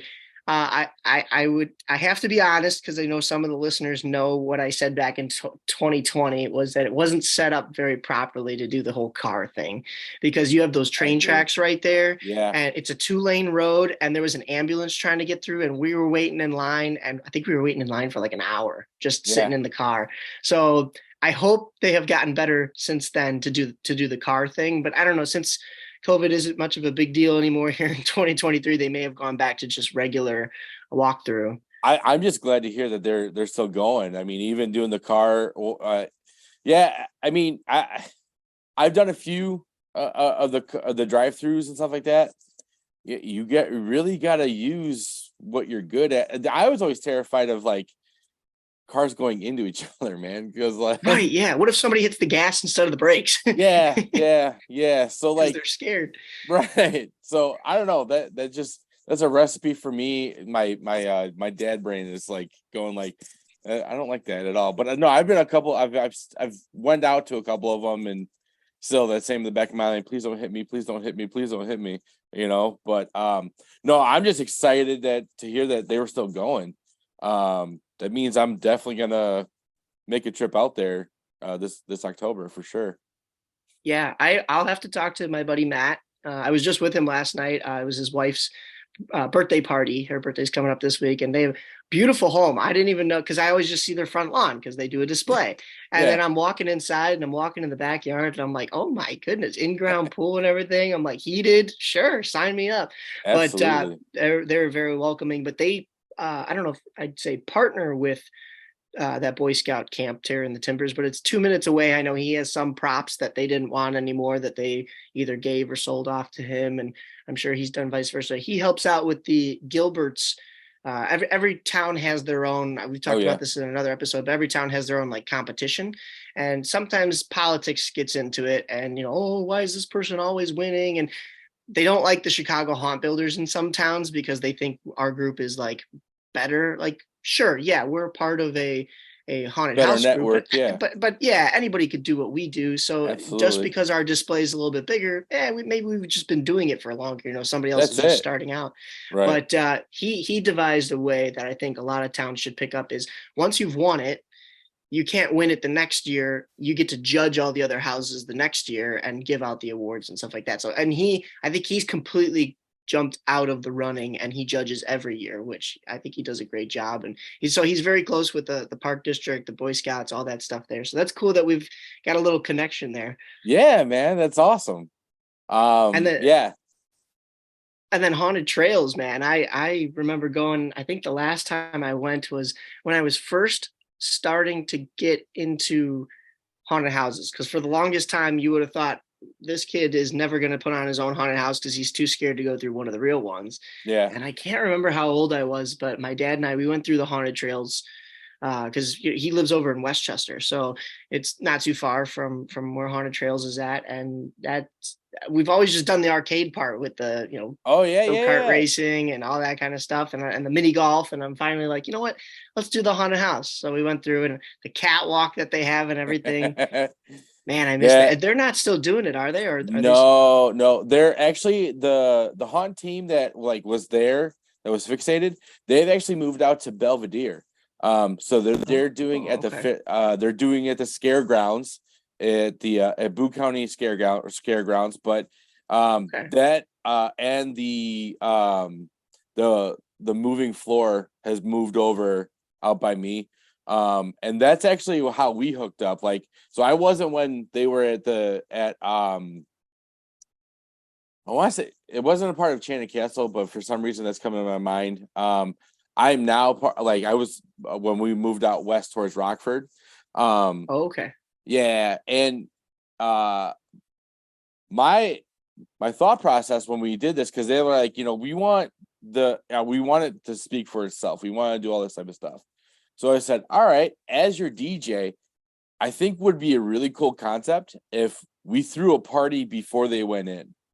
Get everyone you get all the happy feels, you get people dancing, feeling really good, and then all of a sudden you take them on that roller coaster where they just get punched in the mouth with a chainsaw, right, and they go from that high of being really happy to I'm gonna die, I'm gonna die, and it's worked so well that's the one review that we get constantly. It was like I was so ready, I totally forgot that we had tickets to go to a haunted house. I thought we were at a rave. Thought we had a party, and then I got pushed in to a haunted house, and it works so well. My favorite one to see people come back. You play Dancing Queen for me. I'm scared of Dancing Queen now. Best reaction ever. So that's I don't know if I've heard of anybody that is upset with ABBA now, Right? Oh yeah. I love the way you can use music to build up and just totally turn someone upside down, go 180 in the entire opposite direction of what they were just feeling. To me, the psych bit behind it is why I'll be 95 years old and doing this, man. It's just fun, right? We get us haunt folks are a little crazy. We got a couple of screws loose because I it's so much fun to hear people scream when they're not expecting to scream, right? It's my favorite. You get the jump screams, you get all that type of stuff. No one expects the music scream, man. It's so intense. But yeah, man. So that's where I'm at. I get the jollies off of making the roller coaster happen for people while they're in line, or even forgetting they're in line. Nice. Yeah. I didn't realize that they had moved out. I knew you had said Haunted Trails West, and I was like, what does he mean? But they moved out, you said like near Rockford? Yeah, so they're in Belvedere.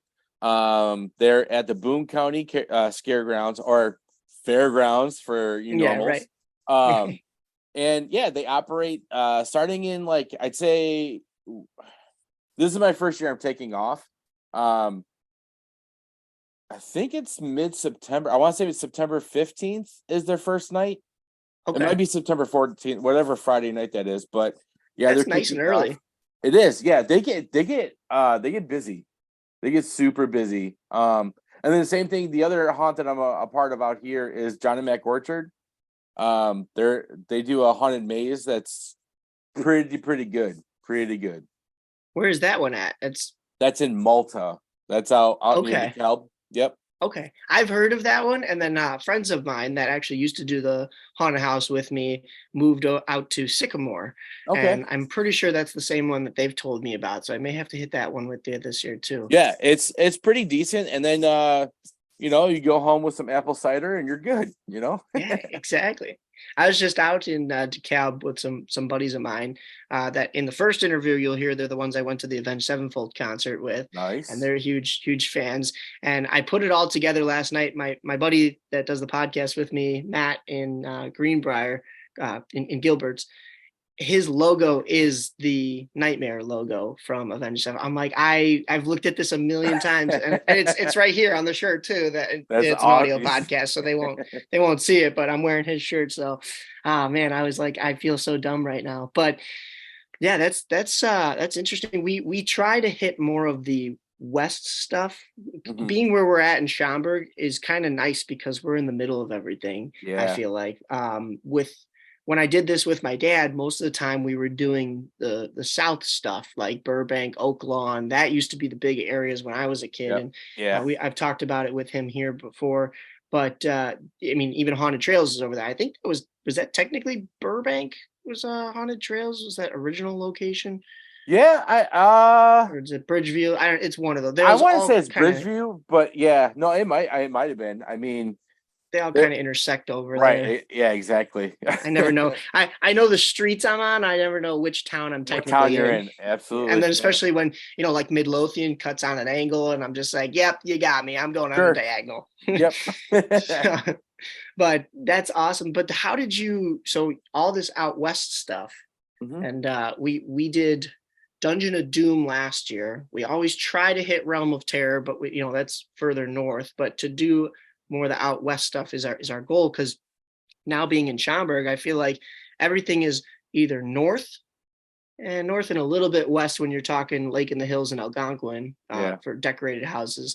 But then everything is east and south, or like east and central. So like the directly out west stuff is the stuff that we miss. And being it's a lot of farm country, there isn't, I don't want to say there's not much out there, but there's like some key ones and not like a bunch of them that like, it's like, it'd be easy to go and hit one or two and then you're good to go. You've covered your bases. So we'll have to do that. But how did you get from all that out West stuff down to Statesville to DJ with, we just had John LaFlamboy on the podcast. I don't know if you saw that. Get out of here. Yeah. Yeah. So no, it was out of 9 times out of 10. People approach me about DJing, or it's more people that have seen me and what I do that kind of recommend me, and that's how those bridges were gapped. Statesville happened pretty organically too. I was already pretty deep into 13th floor, getting their crowds ready to go in, and it was kind of an event where I think it was Al Sheffrey that gave me his card first, and it's obviously Statesville's changed hands a few times, but like when Al approached me about it, like he made me an offer I couldn't refuse, but like 400 a night, that's not horrible, and to get to do what you love too. Yeah, and done by 11, like what? Okay. I'll take that all in the DJ world. I'll take that every day. Yeah. But yeah, I spent 2 seasons while Al was in charge of Statesville, and that's going back to like 2014, 2015. Okay. When they were doing some stuff, and then I remember the whole little like when all the urban legends kind of started about like there's actual inmates going in, it's an actual prison, all that type of stuff. I heard more about that while I was with them. I'm like, no, yeah, you know what? The background check that I had to get through just to get hired from this guy, I guarantee you there's no inmates going up. But like that was part of the fun too. And you kind of like built that into my playlist when I was with them too. Yeah, those were good times. I'm remembering like reminiscing like some nights in particular, like just seeing the terror in someone's face when they're leaving it. Like that's the beauty part about Statesville, man. Like that was I personally, that's a fun one. I've never gone through Statesville. Oh, Never. really? Yeah, I've always been in front. I went into our green room, makeup room, break room, obviously. Yeah, but I've never been through the haunt. Oh, okay. Yeah. Well, unfortunately, you missed the boat because they stopped. Right. 2021 was their last year. So, Yeah, but they had a pop-up in Plainfield though, right? Or so they don't have. So it's the Zombie Army Productions company that runs it all now. And what the Flamboy was saying last episode when we had him on was no inmates, but back in the day when the Seagulls owned, or they still own the pumpkin farm, but back in the day when the actual Statesville prison was open, there would be inmates hiding in the cornfield, is what it was. And then I think the urban legends kind of got twisted and stuff like that. But that's great game of telephone. That's where the prison theme came from, especially Joliet is prison town, and but then when they closed shop on Statesville, John was talking about how they moved to Hell's Gate. They've already had Hell's Gate open since I want to say 2017, 2018. I went for the first time 2019, and I thought it was amazing. 2020, they couldn't open due to COVID. So then 2021, they reopened, and I was like first in line because I'm like, this thing's amazing. And then that was also their last year of Statesville. So 2022, so that's their last year of Statesville for the fans, or for anybody coming through. Yeah. In 2022, they were still emptying out Statesville and the warehouse and everything. So this coming year is going to be their very first year where everybody is from both haunts are in one location. They have all the props that they want. They're building some stuff. I'll have the listeners go back and listen to that Flamboy episode to hear some of the craziness that he's got going on. And it's not all just going to be done this year. He's got plans, of course, for, the next 5 or 10 years. And he gave a couple secrets on like what he's working on, what you won't get to see this year, but will be I'm definitely going back to that background. Episode then for sure. Yeah. So that's Hell's Gate, and that's in that's also in Lockport. Okay. That's right off of the main drag of Lockport. I forget if that's is it Main Street? I think it's Main Street or Canal Street. It's right on Canal Street. I'm pretty sure because it goes along. They have you park in a lot and get on a bus, and they bus you into like the middle of the woods where this thing is. It's if you've been to or heard of Legacy Paintball Park, it's it's right next door because they own that too. So they take you down this road that's kind of not paved very well. There's no lights. There's trees on one side and the canal on other. They call it Murder Road. So the scene has been set. Absolutely. And there's no Nick to play any DJ songs and get you in a lighthearted mood at that point. They're taking my gift away. No, absolutely. I can't wait for the season. Like, it's just been one thing after another. I mean, after COVID, kind of, you as an entertainer, I'm sure you get this too. Like, kind of like it kind of really scared me, right? Like I was in real life scared. Yeah. You didn't know what was going to happen after it. Well, what was going to happen. The change was going to happen. I'm really, really glad it wasn't. It was like ripping off a Band-Aid, right?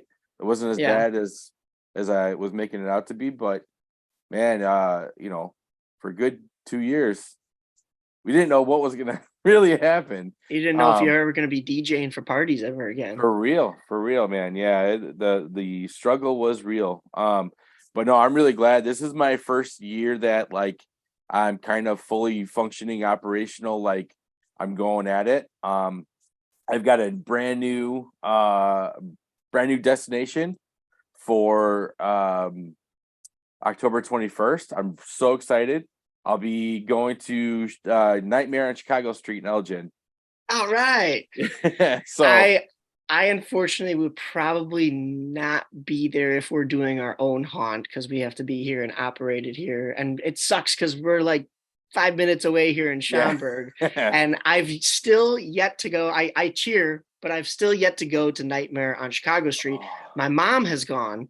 One of the nights that we were still, they had it early one year. And the only reason I remember they had it early is because we were still building ours. So it couldn't have been late in the month because we always open ours for the last 2.5 weeks of October. So if we were still building, it had to have been early. And she was like, you would love this. This is like Walking Dead meets, the classic horror tropes of like your Crypt Keeper and stuff, plus music and food. And yeah, I was like, that's awesome. So I've always heard these awesome stories about it and how they block the whole street off and have yet to make it out. But that's awesome that you're doing it. October 21st, right? Yep, October 21st. I'll be on second stage, which is going to be at the west end of Chicago Street. And I'll be going from 7 to 9:30. Nice. Right before, I think Modern Day Romeo's follows me right after. So yeah, definitely I'm excited to bring my brand of crazy out to Elgin. I've walked it. I've actually been an actor a few times. There's something about it. It's a very cool like theme parky theme.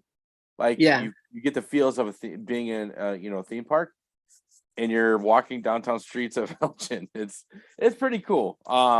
But I'm really excited to actually get on stage for the first time and throw down. So I've got a couple of things that the second I got the hey man we want you, started working on a couple of new mixes that I'll be debuting. I'm going to keep it 80s, so your listeners are going to get a little bit of exclusive background. We're going definitely 80s thrasher for sure. Nice. And I've got some undertones. There's my favorite 80s horror movie of all time is The Gate. So Gate. Yeah, you're gonna have to check it out. It's a bunch of no names, horrible production, but it just those work the best. So I've got a couple of things up my sleeve for the stage that may or may not have been done in that movie. So hopefully, if you guys, I don't know if you guys won't be able to see me, but check me out. You can check me out anywhere, everywhere. I go by DJ Nobody is my stage name. So, but yeah, definitely looking forward to that. Other than that, I'm more like so ready to be just a patron of a bunch of great haunts this year. So definitely excited to kind of have minus the haunt. Like I also do ghost stuff. I think you mentioned that in the intro too, is like I also do ghost like actual investigations. So other than that, I'm just excited to actually be a customer for a year, It's gonna be fun. I can't disclose if we're doing ours yet. But that'll be for the September. It'll come out in August for the actors, and when I have a conversation with the boss. But the actual announcement will come in our September episode. But if we are doing voodoo this year, if you're at Nightmare on Chicago Street and then you're done at 9:30 and you want to swing on over here and check out ours, or if you're obviously you're free other nights. But then also when we're going around to see all the other decorated home haunts and haunted houses and such in the beginning half of the month and even in September, I have yet to figure out how I'm going to work it this year, because in the past I've just made the text group chat, but the text group chat is also our actors and stuff like that. So I start Yeah. adding in a bunch of other people that aren't acting with us, and they're getting bombarded with messages, and it gets all convoluted. So I'm thinking about, somebody told me, actually Matt, my co-host on the podcast that does the Home Haunters segment, he was like, you should vlog some of your experiences going around. And I was like, all right, that's great. I could put it on a YouTube channel. It could be in like a association, an extension of the podcast. But also I want to figure out a way where I always post the stuff that I'm seeing on social media, whether it's Instagram or Snapchat or whatever. But I'm wondering if I make like a private story with all the details about what we're doing for the week. You know, if anybody wants to join in, that's the heads up of, hey, this night we'll be here, we'll be here, we'll be here. You want to carpool with us? This is the time and destination you got to get to here.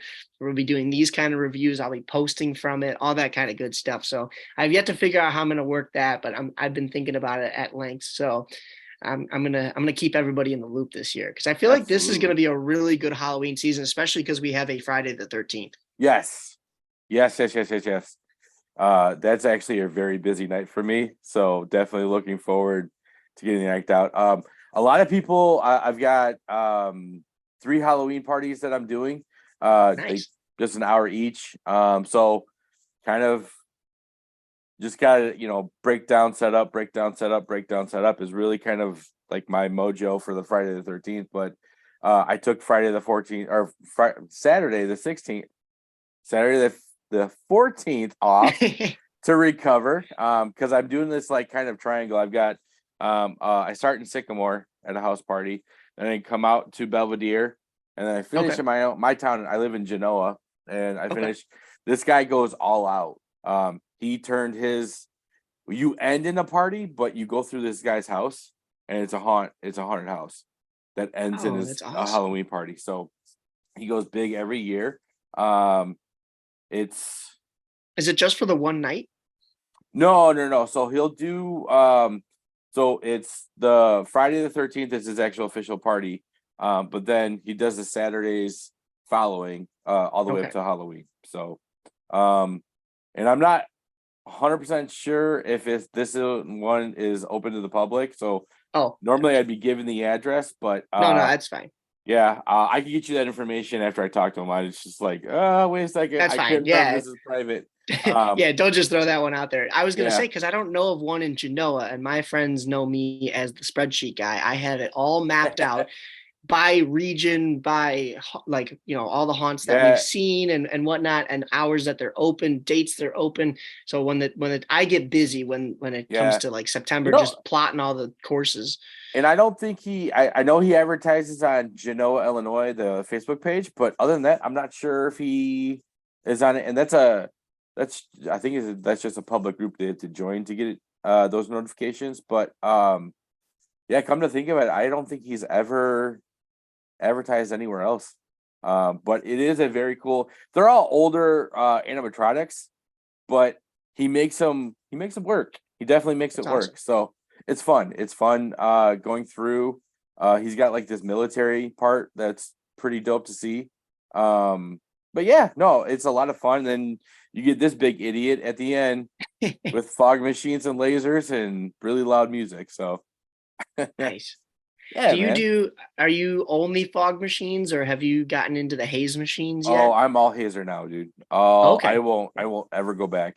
Fog machines, to me, the sticky residue is just ridiculous. I run a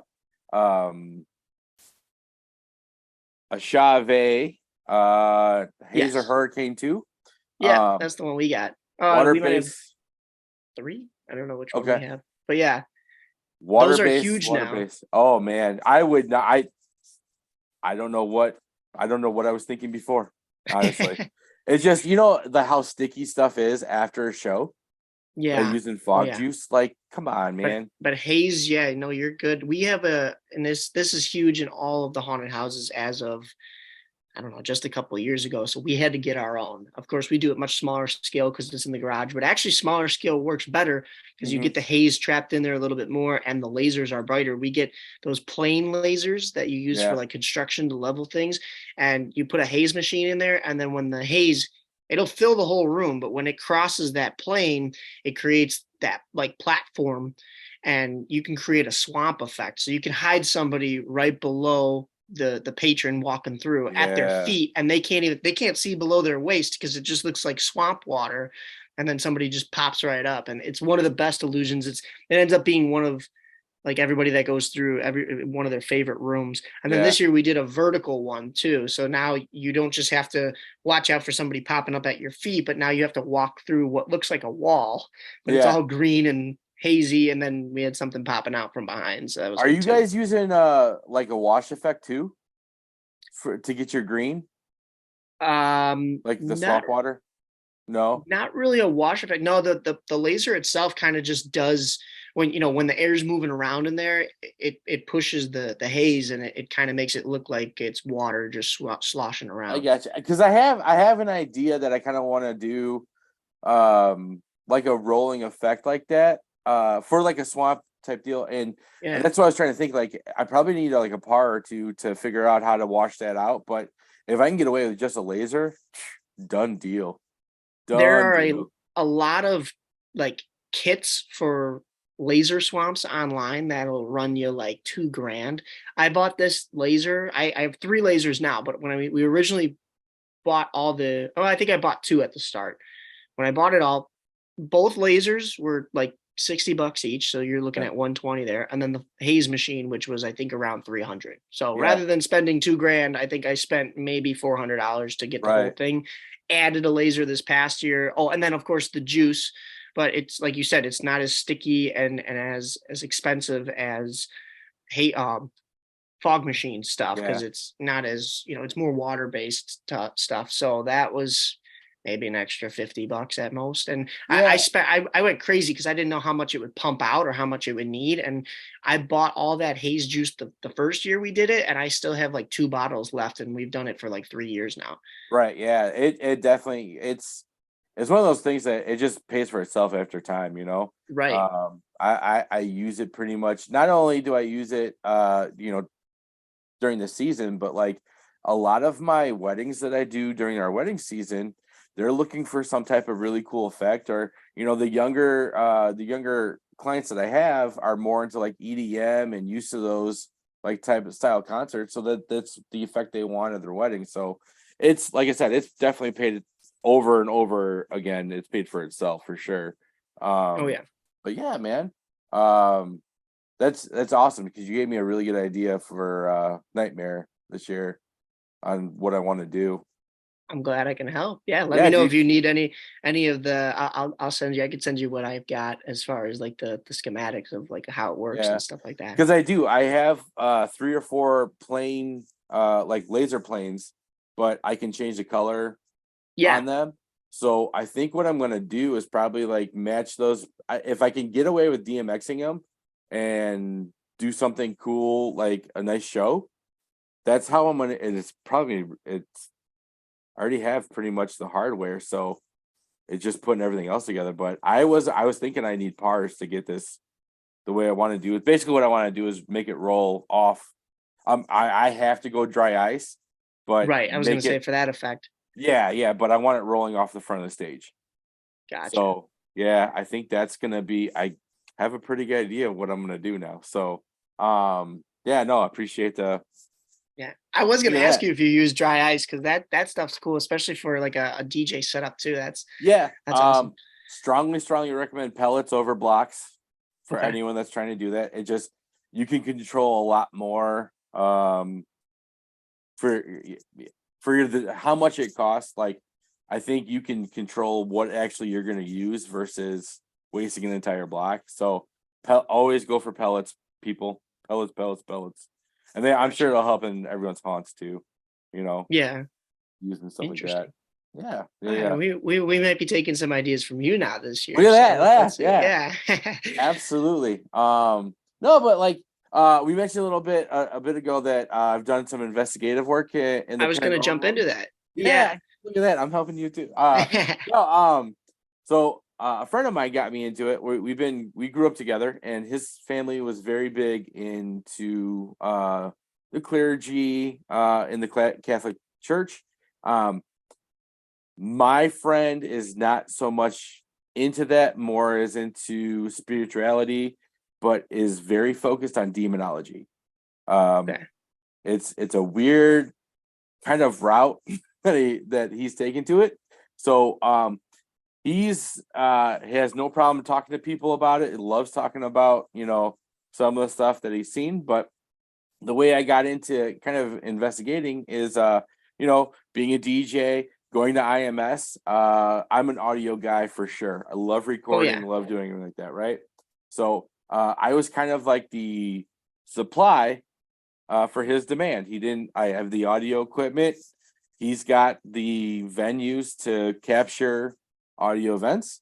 And that's how I kind of learned how to do some of these investigations. It's just kind of like, well, if you guys want to borrow my equipment, I'm going to, right? Like I'm operating, I got to be there.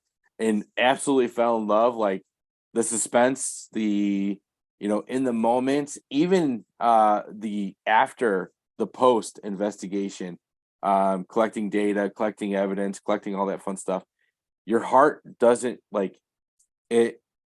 It's still up there, right? The suspense level, even after you're out of the actual area itself, you get right back into that body, mind frame, all that type of stuff where you remember you were just in that kind of atmosphere. I've witnessed some really cool stuff. I've captured some really, really cool stuff.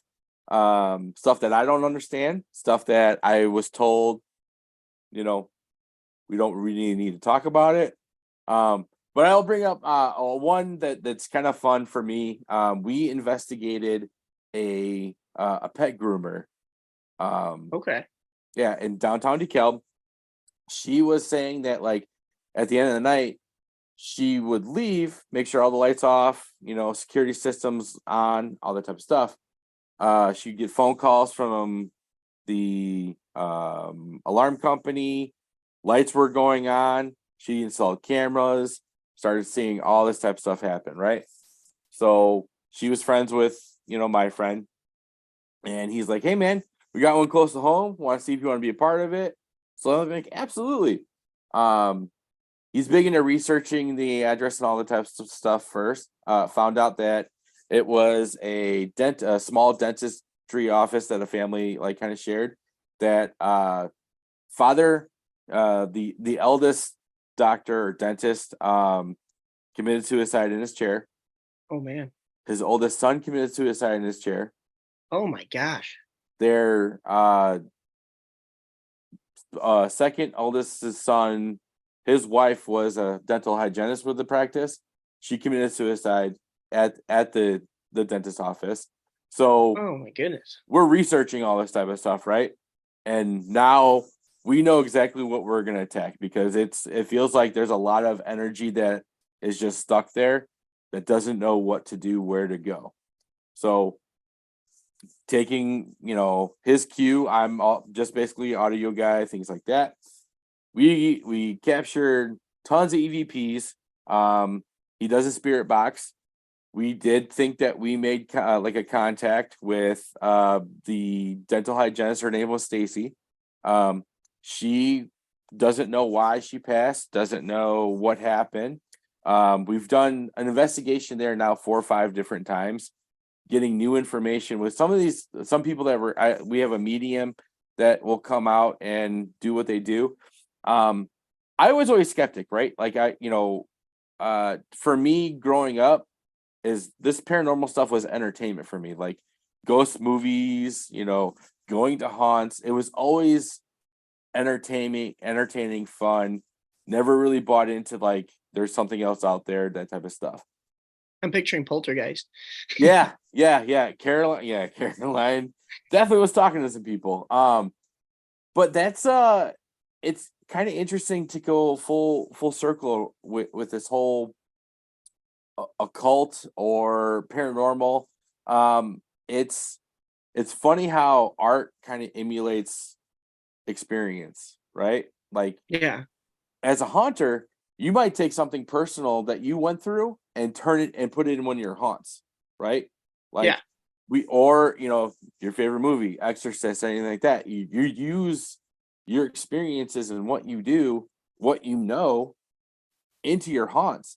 And I think that's like when I'm available, when I'm able to get back into like doing my own haunt, I'm for sure going to be putting in a lot of those experiences. I've even toyed with putting the actual EVPs, the spirit box section, okay. in the actual haunt itself. Interesting. That to me, like, it'd be a really cool idea to bring in something that I now kind of wholeheartedly believe in.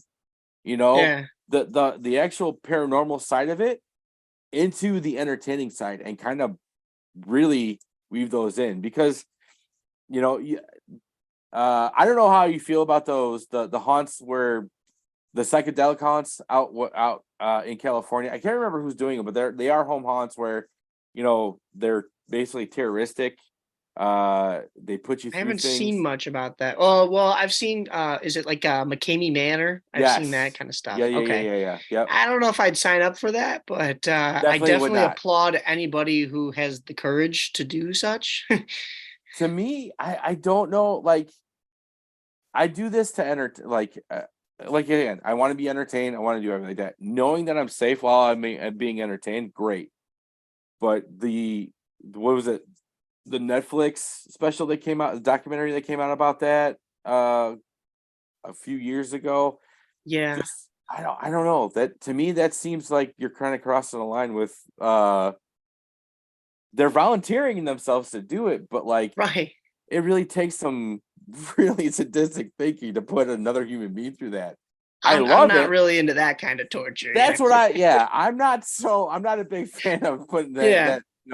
people through that type of stuff. But it's cool to see, but it's again like I'm glad it's on the West Coast. And Yeah. I'm so glad we haven't heard anything about, because I would be tempted to go check it out, but I think the front door would be my first and last Yeah. steps. But yeah, man.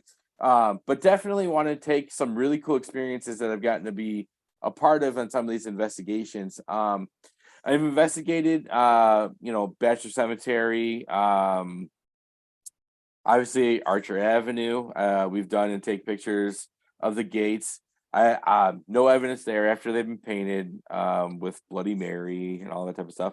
That's what I want to focus on, the urban legends of the Yeah. Chicagoland area with that paranormal stuff. Now that I've got the people that kind of like are kind of like-minded on when we do this stuff, but definitely the plan behind this is when I get back into like haunt production, and it will be 2024. Like this year, I'm just taking off and doing very little minor stuff. But I kind of, like I said, want to be a customer this year. But 2024, take what I come across in 2023, kind of develop those ideas, and kind of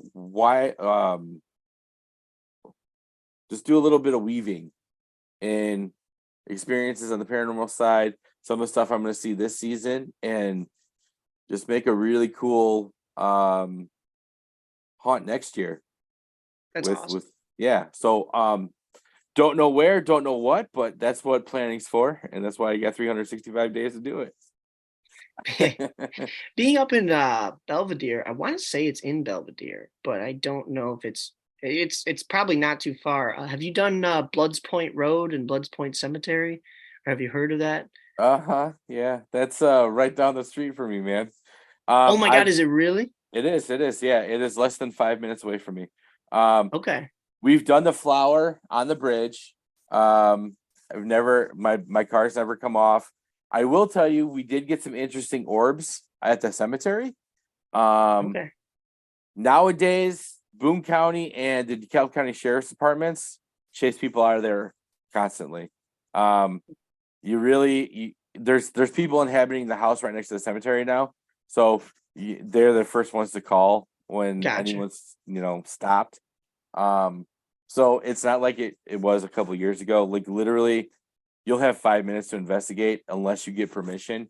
They don't give permission to go into the cemetery anymore. So Gotcha. basically, from what I was told, is the investigations that have been in the past, unless you are a friend of the family, don't ask. They don't want people on their property anymore. So No, so wait, is that a private cemetery, privately owned then at that it's point? 'Cause- not. There's actually people that were buried that aren't associated with the family in the cemetery. And there's also the Black Hawk Indian memorial is right there too. right. So I think that there's a lot of people that kind of like weave it, like kind of bring in all those aspects into that. But yeah, no, there are bodies still there that are not associated with the family. I want to say that family's last name is the Jordals. That house was owned by the Jordal family, so I know that there's headstones that are very associated with like the Gliddens, which is Yeah. big out here. DeKalb, yep. Yeah. A few other families like the Awe family that's kind of up here, Gums. They have a few headstones in that cemetery as well. So I don't know exactly. I know it was a township at one point cemetery, but don't know exactly when that became private property as well. Gotcha. So We back in 2020 was when we started to do. Now, I should preface this with I'm a bit of a skeptic when it comes to this stuff. So like I don't know what I believe, but I'm open to the idea of like obviously there's stuff that we don't know or can't Sure. explain. So let's try to find an explanation for it, right? So we in 2020s, a lot of stuff was closed because of COVID. So we're like, what are we going to do to fill our time going around? There's not as many home haunts open.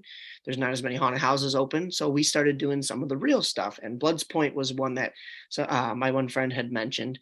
And when we went up there, I didn't know about the Gliddens, but then since going to NIU for a little bit, Ann Glidden, I believe, is the one who developed barbed wire. Yep. And that's why the DeKalb is at the high school. They're called the Barbs. The Barbs. Is their mascot and everything. But when we went to that Bloods Point Cemetery, we walked around for a little bit. It was very cool just to see like the old headstones and stuff like that. Sometimes dating back to like 1700, 1600, I think. There. I think the oldest one is 1740 something, like in the 1740s. Yeah, it's very like it. You've a friend of mine has a rubbing from it, and you can barely see the date. But yeah, now it's like so weathered that I don't know if you'd be able to get a rubbing off of it anymore. The only live thing that we found other than ourselves walking around in that graveyard was a toad, a little frog. Oh, I don't know where he would have come from though, because I don't know of any little bodies of water near there there. isn't anything there that way. So that was cool but creepy, and I like tried to like catch him, and that was to no luck because he just hopped away. But then the stories is that there's those two dog statues. Those two are they like bloodhounds because it's Bloods Point Road is the story. Yep. And supposedly they come alive at night and they're like chasing you. Well, the people who are inhabiting that house next door, they have dogs. So the minute we started hearing those barking at us, we were like, oh, okay, no, those are real dogs. But then you drive up the road, there is the thing about the bus crashing on the train tracks? Is it because the bridge goes over, right? Yeah, so it's a bridge over it's basically a viaduct for the tracks. And yes, I guess it was like what mid-50s, a school bus went over to the side and there was basically everyone perished. Gotcha. There's also again like I've dusted with flour on my bumper. You put it in neutral. My car moved. But that's because you're on the bridge. Yeah. Which it scared everyone else, but like I'm the one in the driver's seat. I can feel like you know. So yeah, no. I didn't have any of that. I do. There is a video. I wasn't a part of it, but I do believe that it's a reliable source. It was a person I went to high school from. They were chased by a Dulaney. Which is if you remember, Dulaney's are Karate Kid, the movie from the 80s, the yellow car that he drives. Oh, okay. Yeah. That's a Dulaney. Okay. You can see the headlights. The second it gets probably about 50, 60 feet from where they're at in their camera in their car, it just disappears. Interesting. I've heard of phantom cars chasing people off of Blood Point Road. Never seen it, but that's the closest thing. You could definitely see headlights, but literally the second it gets close to the house, it just stops. Interesting. Yeah. So Okay. that's the only thing, and obviously the orb is actually in the cemetery that I've never known to happen out there. My one friend that had told us about Bloodsport, because I didn't know until we went in 2020, he said there was a house that was old and abandoned that, people used to hear things in and such. So we drove down the road and we had the address roughly. He was like, I can't remember, but I'll know it when I see it. And we drove a good length of the road from the cemetery that's on the corner, and I'm like, how far away is this thing? He's like, we were here once. He's like, on Halloween, and I don't know if he had a friend up there that lived up there, which is why they were trick-or-treating up there or what, but it's an odd place to trick-or-treat because the houses are so spread out. Yeah. But I was like, all right, so let's keep going. And then finally he's like, it has to be right here. Well, that house, we were doing research as we were going in the car, it burned down. Yeah. Now, that to me isn't as scary because if you think about it, anybody that was like us that was looking to at least even look at the house, or like, kids that sneak in and want to hear ghost stories on the inside or make up their own, it's not too far-fetched to think, okay, maybe somebody dropped a match or like a cigarette or something like that and the house burned down. And now they've rebuilt on that property and there was a brand new like Ford truck in the driveway. So I was like, there's nothing scary about this. But by us, we have Munger Road, not too far over here, that supposedly you put the flour or the baby powder on your car and similar things happen. Never tried it. There's nothing too scary about Munger Road to me, other than, driving home at 3 a.m. from like St. Charles because you've been partying out too much. You're like, like, should I stop over there? There's nobody out here. It's middle of the night. And then I'm trying to think of, near my work, I work up in Lake Zurich. I'm like not even a block away from Cuba Road. We've done Cuba Road twice. Once back in 2020, and we were coming back from Bloods Point, so we were able to drive the whole Cuba Road, even when I forget, it changes names in a different county, and but we drove the distance of it. Nothing to report, nothing scary. We did stop at that cemetery, White Cemetery, but they have cameras now, so we weren't about to go and trespass or anything. So, plus, like I said, I work not even a mile away from there, so probably wouldn't be cool to see myself plastered around town. That'd be a quick out. But then we did go back last year. We did not stop in the cemetery, but we were doing northern houses like Algonquin Lake in the Hills on Columbus Day. It was myself and two friends of mine in the car. My one friend in the back, he does the haunted house with us, but he's more of a Christmas guy. So he's like, no, we're not doing Cuba Road. And the girl sitting next to me, she's like, yeah, let's do it. And they're both looking at their phones after we stopped to get gas. And then they look up. I go, guys, guess where we are? We were on Cuba Road. The nice thing about Columbus Day too was the weather changed. So it was like Halloween last year where we got all this fog. So we're driving through Cuba Road and I have to go slow now because this is how dense and thick the fog is. I'm like, I can't see if somebody's coming the other way. And I had my fog lights on. So it added to the ambiance, but no ghost stories from me. So it's interesting to hear your experiences. Cause it'd be fun because you brought up Crystal Lake, you brought up Algonquin and stuff like that. So my stepdad used to be a police officer in Fox River Grove.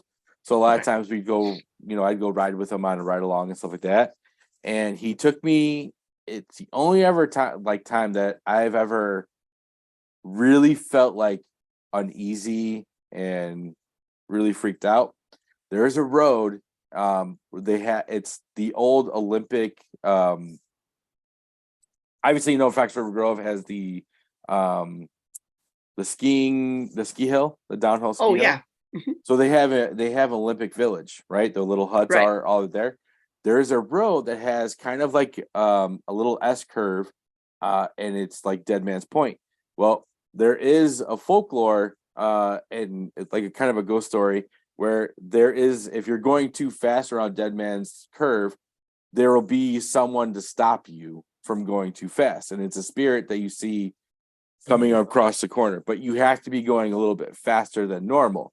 So, of course, we're in a squad car, and, you know, my stepdad has had defensive driving classes. You know, Right. he's been experienced in the defensive driving world. So he's like, well, we're gonna attempt this a few times tonight. Mike, I'm not kidding, man. Even in a squad car, he says that it was part of a, like, you ever seen a tree that has a face built into it? Like, you know, you can get those decorations. Yeah. All right. He says that's what it was. I'm telling you, it was not that big, but it was a man's face with a longer beard right at the edge of the corner, right before the S turn, and he hit the hooks. I saw it. Oh my He gosh. saw it. He denies that it was a human being or an apparition, but it was one of those decorations on a tree. I'm like, listen, I've never seen just and it was like a very small face, like a average sized person's face. I've never seen those decorations, Mike, get smaller than like this, man. So, Right. you know, we Interesting. can deny it all we not, right? Like, we're adult males. I'm Yeah. okay with, like, you know, we'll never talk about it again. And I'm okay with that. I'm definitely okay with that. But I would love to go kind of tempt my fate there again. That was back. I mean, I was 19 when that happened. I'm 40 years old now. And Like, it's still sticking out to this it day. is. Yeah, man. It's an urban legend. You can go ahead and just Google Dead Man's Curve, Fox River Grove. And obviously, like, they had the bus accident on the train tracks. So I'm sure that's probably kind of weaving its way over the years into that. So no, it'd be exciting to kind of go knock that one out this year too. Just to Yeah, see. interesting. Yeah. I'd try. I would try it all, you know, like Yeah. despite, you know, being skeptical about all that stuff, I'd still want to see it for myself. Like, I feel like Right. something like that would be seeing is believing, but then at the same time, even if you do see it, my logical brain kicks in and is like, all right, well, what's the explanation for that? So, but it gets your mind racing and stuff. And every time I hear stories like this, if I watch a scary movie or, you know, I go to a haunted house or whatever, no effect. But I hear a story like this and I'm so interested and invested, yet like my eyes start to water, which is crazy. Like, I don't know how to like not, I don't know, because of the realness aspect to it, but like I've heard like traumatic stories before and like my eyes don't water, but like these kind of things, I don't know why it elicits that reaction, but I like that. Yeah, that's pretty It's cool, kind of man. cool. That's like that emotional roller coaster, man. It's just like, just even hearing about it, that's a cool sensation.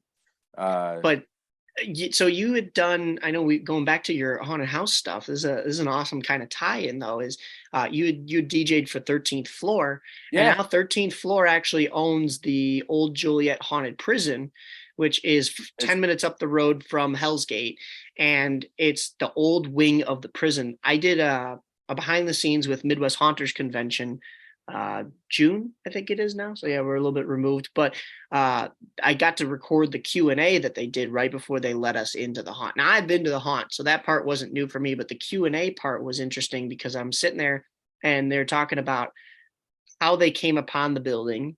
You know, then obviously so many things have gone on. They filmed Blues Brothers and Prison Break and, you know, just it being an actual working prison.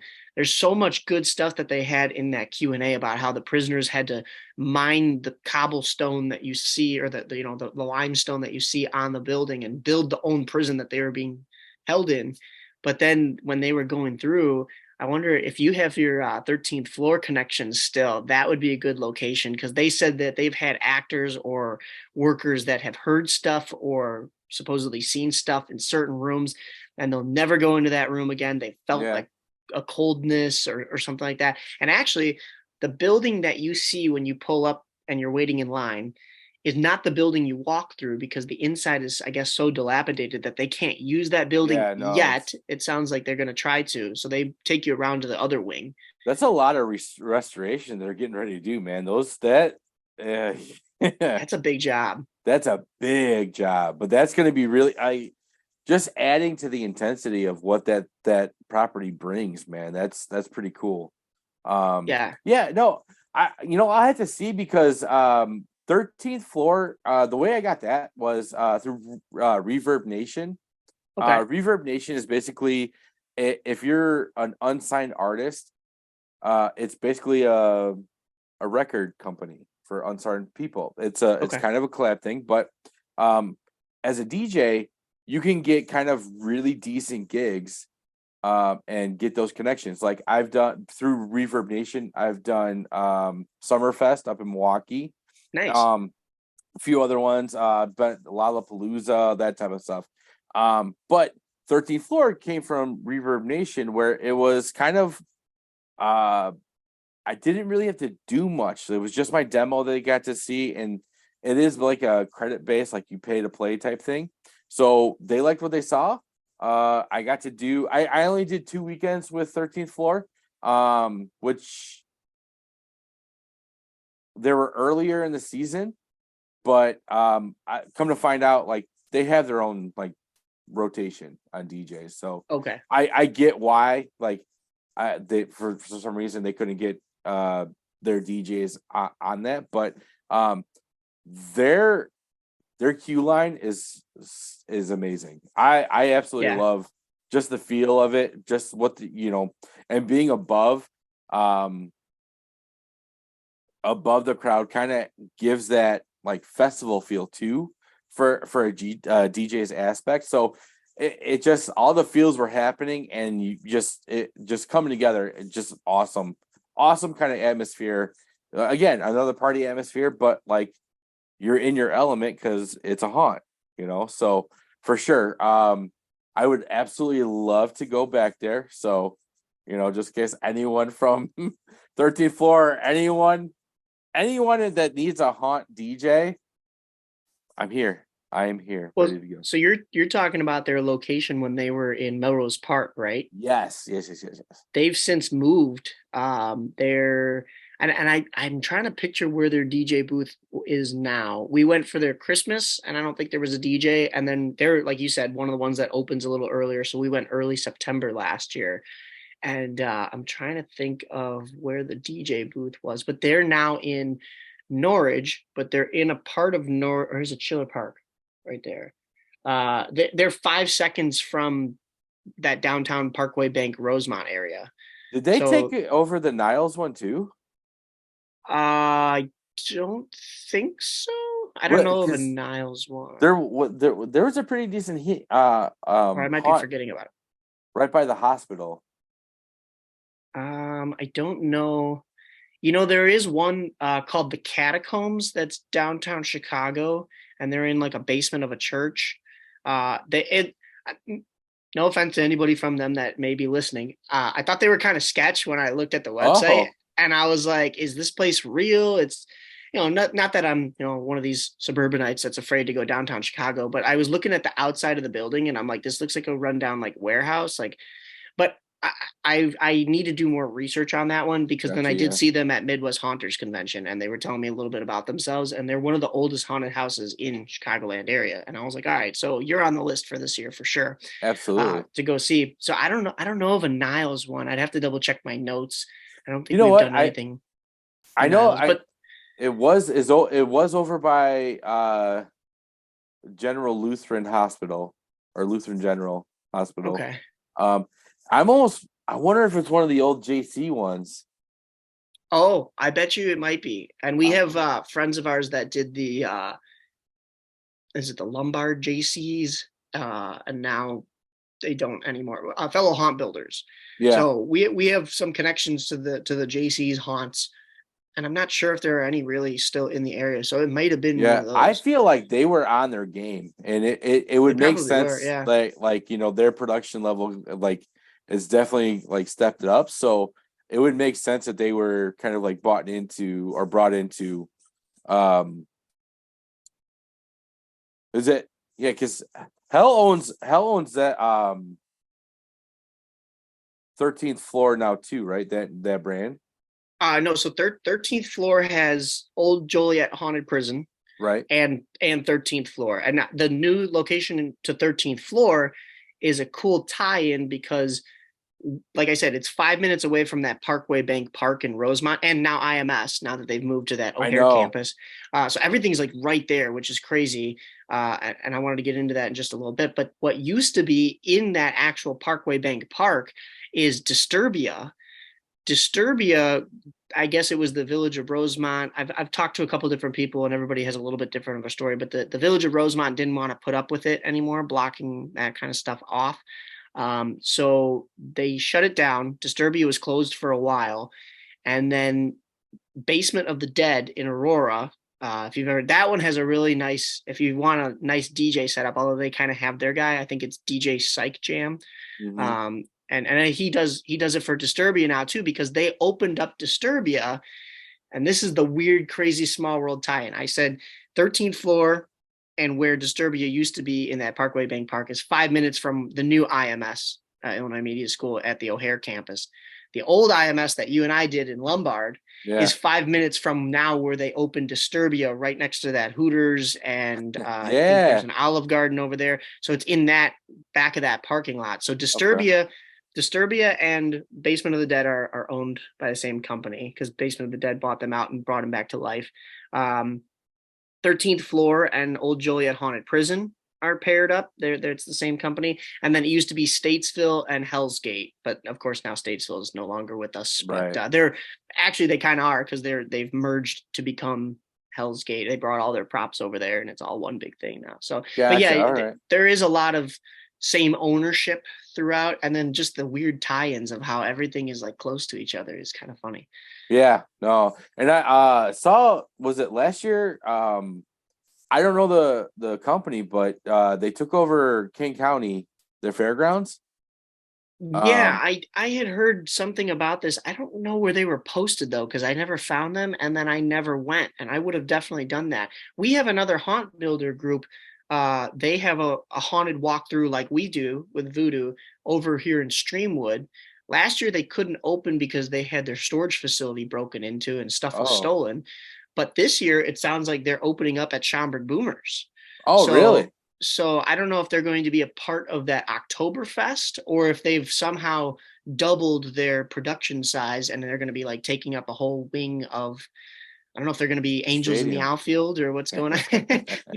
But that's awesome. interesting. And they used to be 5 minutes up the road from us at their house, and now they're 5 minutes up the road at my former work, and where I still go see baseball games on the weekends because my professional team sucks. So, you know. No, I definitely, I feel you. Yeah, absolutely. Yeah, man, that's incredible. Like, I'm just geeking out about this season. It's gonna be so awesome. Yeah, especially because this was my first year with doing the monthly podcast, and this is my first time at Midwest Haunters Convention and getting to see this stuff year round. It's so fun. Like you're not diluting it. Like I feel like everybody dilutes Christmas, which is why I kind of don't like Christmas anymore, to admit it, because everybody starts November 1st. Yeah, I don't know if it's just because my birthday's in November that I'm a little bit like, yo, people, like there's a national holiday that comes first, you know. Yeah. But also it's like, all right, 2 months of Christmas, like that's a little much. I'm tired of Mariah Carey now, you know? Yeah. So, but the year round Halloween stuff isn't quite like that. Like you get the taste of it and you'll keep your foot and your toes dipped in the water, but it's not full on like immersed in the actual October feel. And I think what does it is just, you know, you can have these events year round, but then the feel of October and the smelling of the fire pits and the burning leaves, and I get giddy for that stuff. Yeah. It's a whole experience too. It's like the second like you get that first whiff, and like this is gonna get basic white girl for a second, but like no, you're right. You know, you get that first whiff of pumpkin spice, man, and like you know, you don't even want to admit it, but like you see your first set of Uggs, and you know the you know the furry vent, like you feel home. Like it's like this is what the Midwest is all about. The second you see that first orange tint on a leaf, it's like it's on. Like here we go. No, man, I feel it every year. Like it's just something. There's a like you said, the first smell you get, this nostalgia just hits you and just won't let you go. And it does. It sticks with you year round, and it's just something. I'm okay. I'm Mike. I'm definitely okay enough in my man body to say that like that is absolutely my favorite season. Oh You yeah, just get geeked out, and you do. I feel like I'm 10 years old again. You best know, time of the year. and now like I you're really right. Like on this whole like the Christmas thing, because I don't have the patience for Christmas. But I'll tell you what. Just recently, I was down in DeKalb, and I saw the Spirit Halloween sign, and I'm like, "Let's go! Yeah, It's on." they've invaded. Yeah. Yeah, it's about time you guys showed up. Yeah, no, it's a definite. It's a really good feel, man. Just to get in an element and get. I think we deserve more than a month. More than a month of October to get to do and feel what we feel and do what we do. It's just, it's Now you say that, but back to my point of Christmas is extended too long. I'm one of those people that is like, all right, maybe don't extend Halloween because I want it to stay that feeling. It feels so good because it's such a hot commodity and a rarity because it's crammed into the 1 month. I mean, yeah, we extend into September a little bit, but if we're doing haunted house stuff in August, it may dilute it a little bit. But like I said, we keep the. ourselves year round dipped in with that But I mean, here's the mentality. thing: the big boy, the biggest company that I think that does Halloween the best. Well, I'd say there's two, obviously, and they're both in Orlando. Universal and Disney. You know what I'm saying? That's true. Yeah. When Universal brought Jack back this past year at Horror Nights, like, I've been waiting for that since June, right? Like the Yeah, second true. I knew that he was going to be back, it just makes it better. And that's where I really think why I kind of disagree with you, man. Like it should be a year round. The creative minds behind haunts, it is a year round thought Yeah, they don't process. Like, stop. yeah, you don't like you do you got your evidence that you go over and all the stuff that you did in October. You start planning November for next October. It is year round for us too. Like the creative mind doesn't stop, right? Oh yeah. So the people that put on haunts, it's a year round thing. I Oh think yeah. people should enjoy it year round too, man. Like I think you go to the Dells on vacation. It's one of the it's one of the places I'm going is their fixated haunted house. Whether it be Oh yeah. Ripley's Believe It or not, the there there is there's definitely a market for it, Oh yeah. and I just really think like I'm glad people do this year round because I'm a big fan of it. Let you being 40 years old, man. Like I feel like I know that like we're on here for a short time, right? I don't want short little blocks every year of Right. what I get to do, man. So I I feel that. will. I'll go, down in Pigeon Forge, Tennessee. All those tourist traps that have permanent haunts, absolutely good for them, man. I will be a patron until I can't walk again through those. It's just fun, man. I love everything. The one thing I want to do, and you kind of brought it up, is the Midwest Haunt Expo. Yeah. So I call bingo as well. Like that's Oh, okay. yeah. So I call like I'll be at Fan Expo this weekend, coming up on the 10th through the 13th, Okay. calling bingo and being a part of that stuff. So the one thing I really would want to do is go be a part of an expo, the haunt side of the expo, right? Like Okay. Yeah. whether it be Midwest Haunts, but Haunt World is another one that happens. I wanted to say that's Indy, right? Indianapolis. I believe so. That Either sounds that right. or Ohio or Columbia or Columbus. I know they do one. They have a fixated one every year, and then HauntCon is that New York? That's another one too that You got me. I'm a newbie when it comes to those. I just know of Transworld and Midwest Haunters because they're here and local. Yeah. Well, Transworld's St. Louis, but those are the closest two that I know of. Right. And that's another one too, because they brought like they bring a lot of, you know, being born in the 80s, you got to go back to, you know, Freddy, Jason, Michael, you know, Chainsaw, Leatherface. I don't know what to call him, Chainsaw. But yeah. That's one thing Transworld does really awesome is they bring those panels of they kind of interject the worlds of slasher movies and haunts and kind of interweave them. Same thing with Fan Expo. I got a lot of I'm meeting Machete on Thursday. It's gonna be fun, like Danny Trejo. So yeah, dude, I love it. I don't want to I get where you're trying to say, like, you want to keep the nostalgic and keep it really pure. But man, like, there's something about it knowing that like I can go get the stuff scared out of me in April. You know, that's true. Yeah. You know, it's always fun to have that in the back. And it's 2023. I cannot wait for technology, man. Like in the haunt world, how animatronics are at right now, and the creative minds behind them. I can't wait to find out what's next. You know. AI. I just look up and I gawk. I'm like, what the heck? Like, who thought of this, and how in the world did they get this to work? And it's millions of dollars. So I'm not buying one, but it's cool to look at. And you know, the way AI is coming out now, just can't wait to see what happens there, and the fusion. Like, I don't know, it just, the future's looking very bright in the haunt world, and I'm just geeking out to be a part of it, dude. Seriously. Yeah, absolutely. Well, part of the haunt world, like we said, is going to haunted houses. And our fellow buddy and teacher Tilo, I'm getting him out to haunted houses this year. So you'll have to join us one day. Absolutely, man. We'll tag team him on that for sure. I want to see him jump out of his pants and cry like a little girl and pee his pants and And I know he's definitely gonna need some type of cheering up after the baseball season's done and over with, for sure, man. Usually I send the on October 1st when the Cubs are out, I send the big Wrigley Field sign with the Spirit logo over it, and I'm like, look, they're already moving in. But I'm gonna have to do that with my own team this year, and probably for the next decade.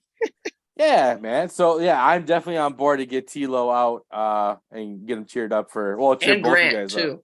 Was Grant there when you were? Was he a student still when you were there? No. Grant was. I know. I've heard of Grant from like Dan Levy and Scott, a couple other guys that I still talk to from IMS. But yeah, man. Wow, what a crazy! I just love just even us talking, man. It's just so much fun. All the little things that flood into your brain, and just like kind of occupy it, and like, oh, I remember that. I remember this, and you know. Even Ben Anderson is in the Halloween world a little bit, because when I mentioned La Flamboy to him, he's like, we had him in the studio the other day, because I forget La Flamboy does other stuff with like acting and stuff, and WGN, and Ben's a part of all that. So I was like, oh, okay, all right. So what are you doing in October? You know, the other big one too, I would love to work again with Norton, John Wesley Norton. Man, that dude's got a sick brain too. It's just, you got to know, like, have you checked out his Dark County? No, I have not. YouTube, Dark County. Okay. It is a really sick and disturbing series that came out of that man's, it's like his brainchild for sure. But yeah, I would love to work with him. I would love to see him on a haunt too. Just kind of bring his cinematography to an actual haunt. That'd be cool. Like a physical haunt. That'd be awesome. I've got some research to do now. Okay. I'm telling you, man. Like, can you imagine an IMS sponsored haunt? We could do it. Oh, I know we could. With the new, we wouldn't be able to do it on location. That Lombard building would have been perfect because it's a nice square, but the new building, you got to take an elevator to get up to, which, you know, I don't, if you were able to take the whole building, you could use the elevator, but I feel like it would be frowned upon with whoever's occupying the other floors and also Yeah. the bank that's on the first floor. So That would, yeah, no bueno.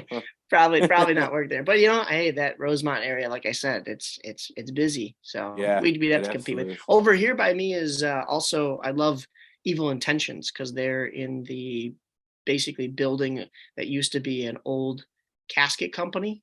So Oh, oh yeah, oh you haven't done this one? This is well, no. it's closer to my backyard than your backyard, but Yeah. it's an old oh, and this would be perfect for you because they do ghost tours in the basement, supposedly. I have not done them yet, but Elgin itself is scary enough to go through in some ways. But it's an old casket company. So when you're waiting in line, you're cutting through all of the cages that have the rollers that the caskets used to go across and down Oh, into that the is basement. So the actors epic. are jumping up on these things, sliding on the rollers and stuff like that. It is very cool. That is awesome. That's one you got to And hit that's in this year. I'll let you Elgin? know. Yep, that's right over here in Elgin. It's right on why do I want to call everything a main street today? But it's on it's right when you get off if you're taking Lake Street, I take Lake Street because that's where I'm coming from. It's the south exit right there. On And then you 31? just and then you just it gets you off on the other side of Lake Street and you just have to go under the bridge back over towards like the main part of Elgin right there. Gotcha. Yep. And it's right in there. And it is perfect. They do a really nice show over there too. Absolutely. So yeah. I mean, you're gonna be in the loop for all this. I'm gonna be texting you all this. oh stuff yeah, now. no, this is gonna be awesome, man. I think I feel like a party bus is gonna be we're gonna have to rent it. Yeah. soon. Oh, absolutely, for sure. No, but man, I like I said, I'm geeking out about the season. I see the Hawks hat and the Stanley Cup. I'm geeking out about this season, man. Like, I'm huge into the Rockford Ice Hogs. So that's near you. Yeah. Yeah. So they're gonna be good this year. I think so. No, man, it just the season brings a lot for us, and there's just so much to do in Northern Illinois, bro. Like I cannot wait. And have you guys have you ventured out like in Iowa or like Wisconsin at all? No, but I have it on the calendar. We were supposed to do. They had a midsummer event it's not technically Iowa. I think it's still it's still in Illinois because they're listed on Haunted Illinois. There's two haunts in wherever, and I forget the names of the cities over there. So there's a haunt. There should be. It's Thompson, Illinois. Does that sound familiar? Or Savannah, Illinois? Thompson sounds familiar. I don't know if I put them on the list because I think that might have been too far. But I have these it's ones. 2 hours away from me. Yeah, I'm gonna kick myself if I can't find these. But there was this is September. We need October here. There's two haunts that are like within an hour of each other out in Western Illinois. And if I could find them in here. That's south. I have it. I literally have it all mapped out in my calendar. I got COVID back in November, and I didn't really have any symptoms. So I'm like, well, my birthday's coming up. Everything's kind of planned for that. Hopefully, I'm like healthy by then. Right. But the only other thing to do, I was like, well, even though we're a whole year away, basically, I better start planning out. Yeah, because it was still November where they had their hours listed, and I'm figuring like, okay, if their hours are listed here. I'm sure it's going to be very similar to next year, and I could tweak things here or there. The ones that I found, though, gosh, where are they? I know I have them in here, but we were going to take a trip out to Western Illinois to go see these, and they had like a midsummer event. I'm not going to be able to find these. This is going to be annoying, but we were going to go see them then, but it never worked out. So I was like, all right, well, we'll probably try to hit them come the actual Halloween season. So yeah, I know there's stuff out there too. Yeah, no, I was talking to a buddy of mine. He said he thinks that there's one in Sugar Grove that's kind of major this year, but he couldn't remember the name. So I'm kind of looking forward to that. See those advertisings coming out too. But there is out west. It's in Oregon. It's called the Canyon. Okay. And basically, the haunt is, you kind of get driven in to a canyon, and you walk your way back out. Wow. Yeah. So, Crazy. don't know much about it. I was DJing a wedding, and they were telling me about this, and it's 45 minutes away from my house, so that's one I'm gonna hit out for sure. Like, to me, it's pretty cool. Like, you get driven in like a hayride, right? And the hayride stops, and you're walking back out. Like, Dang. Okay. that's kind of freaking And this is in Oregon, Illinois? Oregon. Yeah, it's called the Canyon. It's didn't even know we had it's on the Starved Rock. Okay. No, I'm not. I'm sorry. Not Yeah, because Starved Rock. White Pines. White Pines. I was gonna say Starved Rock South, but yeah, no, okay. it's White Pines. I guess State Park. Okay. But it's called the Canyon. They do. Do you get weddings. dysentery when you go, since it's Oregon? That's good. That's good. That's good. Wow. Dad jokes. Yeah. I gotta. Yeah, I found the two though. They were. Okay. It's Factory of Fear in Moline and Shock House Haunted House in Rock Island, which were the two that we were gonna do. Okay. They're like, so it's 2 hours from me, and then it's another 2 hours in between each other. But if you're going that far out west to go 2 hours to the one, you might as well drive 2 hours to the other Right. one and then drive 2 hours home, Right, is my thought process. And then, check out whatever else is in the area. But I have it in the calendar for September 30th. I don't know if that's actually going to be the date. It's a Saturday, so it'd be like the most opportune time, but we'll see what we end up doing this year with all Right that kind on. of stuff. Yeah, man. But yeah. And then I'll have to find this Oregon one that's on the list too. Yeah, no, and it was crazy because like I was talking to their their banquet manager, just like it's a very small venue. So it was just kind of the first time I was out there just talking to him, and she's like, yeah, weddings we maybe do one or two. You got to come back in October for our canyon. I'm like, okay. She goes, well, it starts as a hayride, but then you have to like walk your way through. And I'm like, so you start on a hayride and the hayride breaks down. Yeah. Nice. Oh my gosh. That is genius. Like, that is like the ultimate, like, yes. Like, Yeah. I can't believe you're doing this. So yeah, Right. no, there's some pretty cool stuff that's hitting this year. Again, I'm glad to be a part of it, man. It's just gonna be fun to be a customer for like one season, and then take all that stuff and just like drop elbows, Oh yeah. So that definitely you're gonna be in the loop for all of this stuff. Keep me in the loop for Rockford games, because the absolutely. development of those guys is super crucial. So they better be good, because the Yeah. Blackhawks are not going to be good this year. But I was in Nashville for the draft, and getting to watch Were ya? Bedard was spectacular. Yeah. Did you get a Kyle from Chicago shirt yet? No, I did not. I was actually watching that interview. We were up in the Blackhawks draft party that they had. They rented out one of the rooftops, and all of a sudden I'm like watching this video. I'm like, this guy has no clue who he's No interviewing. idea. And that was so great. Yeah, but yeah, no, no. that's on my list. I'll get one of those too. But Absolutely. My one friend that does our Talking Pylons podcast with us, our co-host Hannah, she was actually sitting across the aisle from Bedard. I thought I was a big hot shot sitting up in 300 level with a prime view of Bedard. And like 5 minutes before that, I was outside the stadium, like within 5 feet of Bedard, because he was out walking the red carpet, and I'm like behind a couple people. Sure. And then I looked down, I'm like, Hannah, where are you sitting? Because she's with an agency that represents some of the players. She was sitting with the guy who went 11th overall to the Coyotes. I'm not going to even try to pronounce the Russian name because I'll butcher it. But I'm like, where are you sitting? And she's like, I'm right here. And she sends me a picture, and like I see her walk in. I'm like, you are 3 seats away from Connor Bedard. I'm like, what the heck? So that was incredible. But yeah, so dude. I'm down for some Ice Hogs games. I know you're down for Halloween of any kind, so I will be keeping you in the loop, especially when Tilo's going, because I know you're going to want to see Tilo cry like a little girl. Yes, absolutely.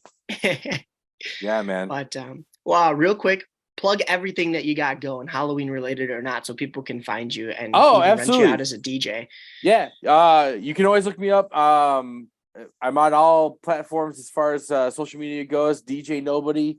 It differs from DJ Nobody 13 because and just regular DJ Nobody. But you'll be able to find me and anything that I'm doing. Any of the platforms. I'm huge on Facebook. I own Sound Effects Mobile Entertainment. That's my big boy wedding entertainment company. Wow. Yeah, man. That's pretty much where I'm pretty heavy on social medias, TikTok, Instagram, Facebook, Thread, Discord, Twitch. Find me everywhere. Just DJ Nobody 13 is where you can find me. I'll be posting a lot of the Chicago, the Nightmare in Chicago stuff pretty soon here. You'll be able to see some of my videos on some of the paranormal stuff that I do too. So yeah, man. Awesome. Definitely have people reach out. Other than that, that's all I got for you, broski. Sweet. Yeah. I haven't jumped on Threads yet, but of course we were on Twitter. Now it has become X. So I don't even know what to call it, but yeah. Yeah. Do you still say tweet me, you know? I guess I X me. Well, that's me. unusual. That sounds like something I've done with like a lot of relationships. I was just gonna say, yeah. all my exes are on X. Yeah. Yeah, So, man. For sure. cool. Awesome. Thank you again for jumping on. We will be in talks, and then we'll probably get you back on here at some point when you're bringing your haunt back in 2024 Yes, too. yeah, absolutely. I would love to get you guys out. We can maybe do a live something or another. You know, Yeah, big into absolutely. to broadcasting. I don't know. I mean, like mine's. But Let's do yeah, man. Very cool. Definitely, guys, get ready for a great season. I cannot wait for the season to actually begin, man. So, yeah. Me too. All right, Sounds broski. good. All right, I will talk to you soon then. Yeah, man. Sounds Talk good. soon.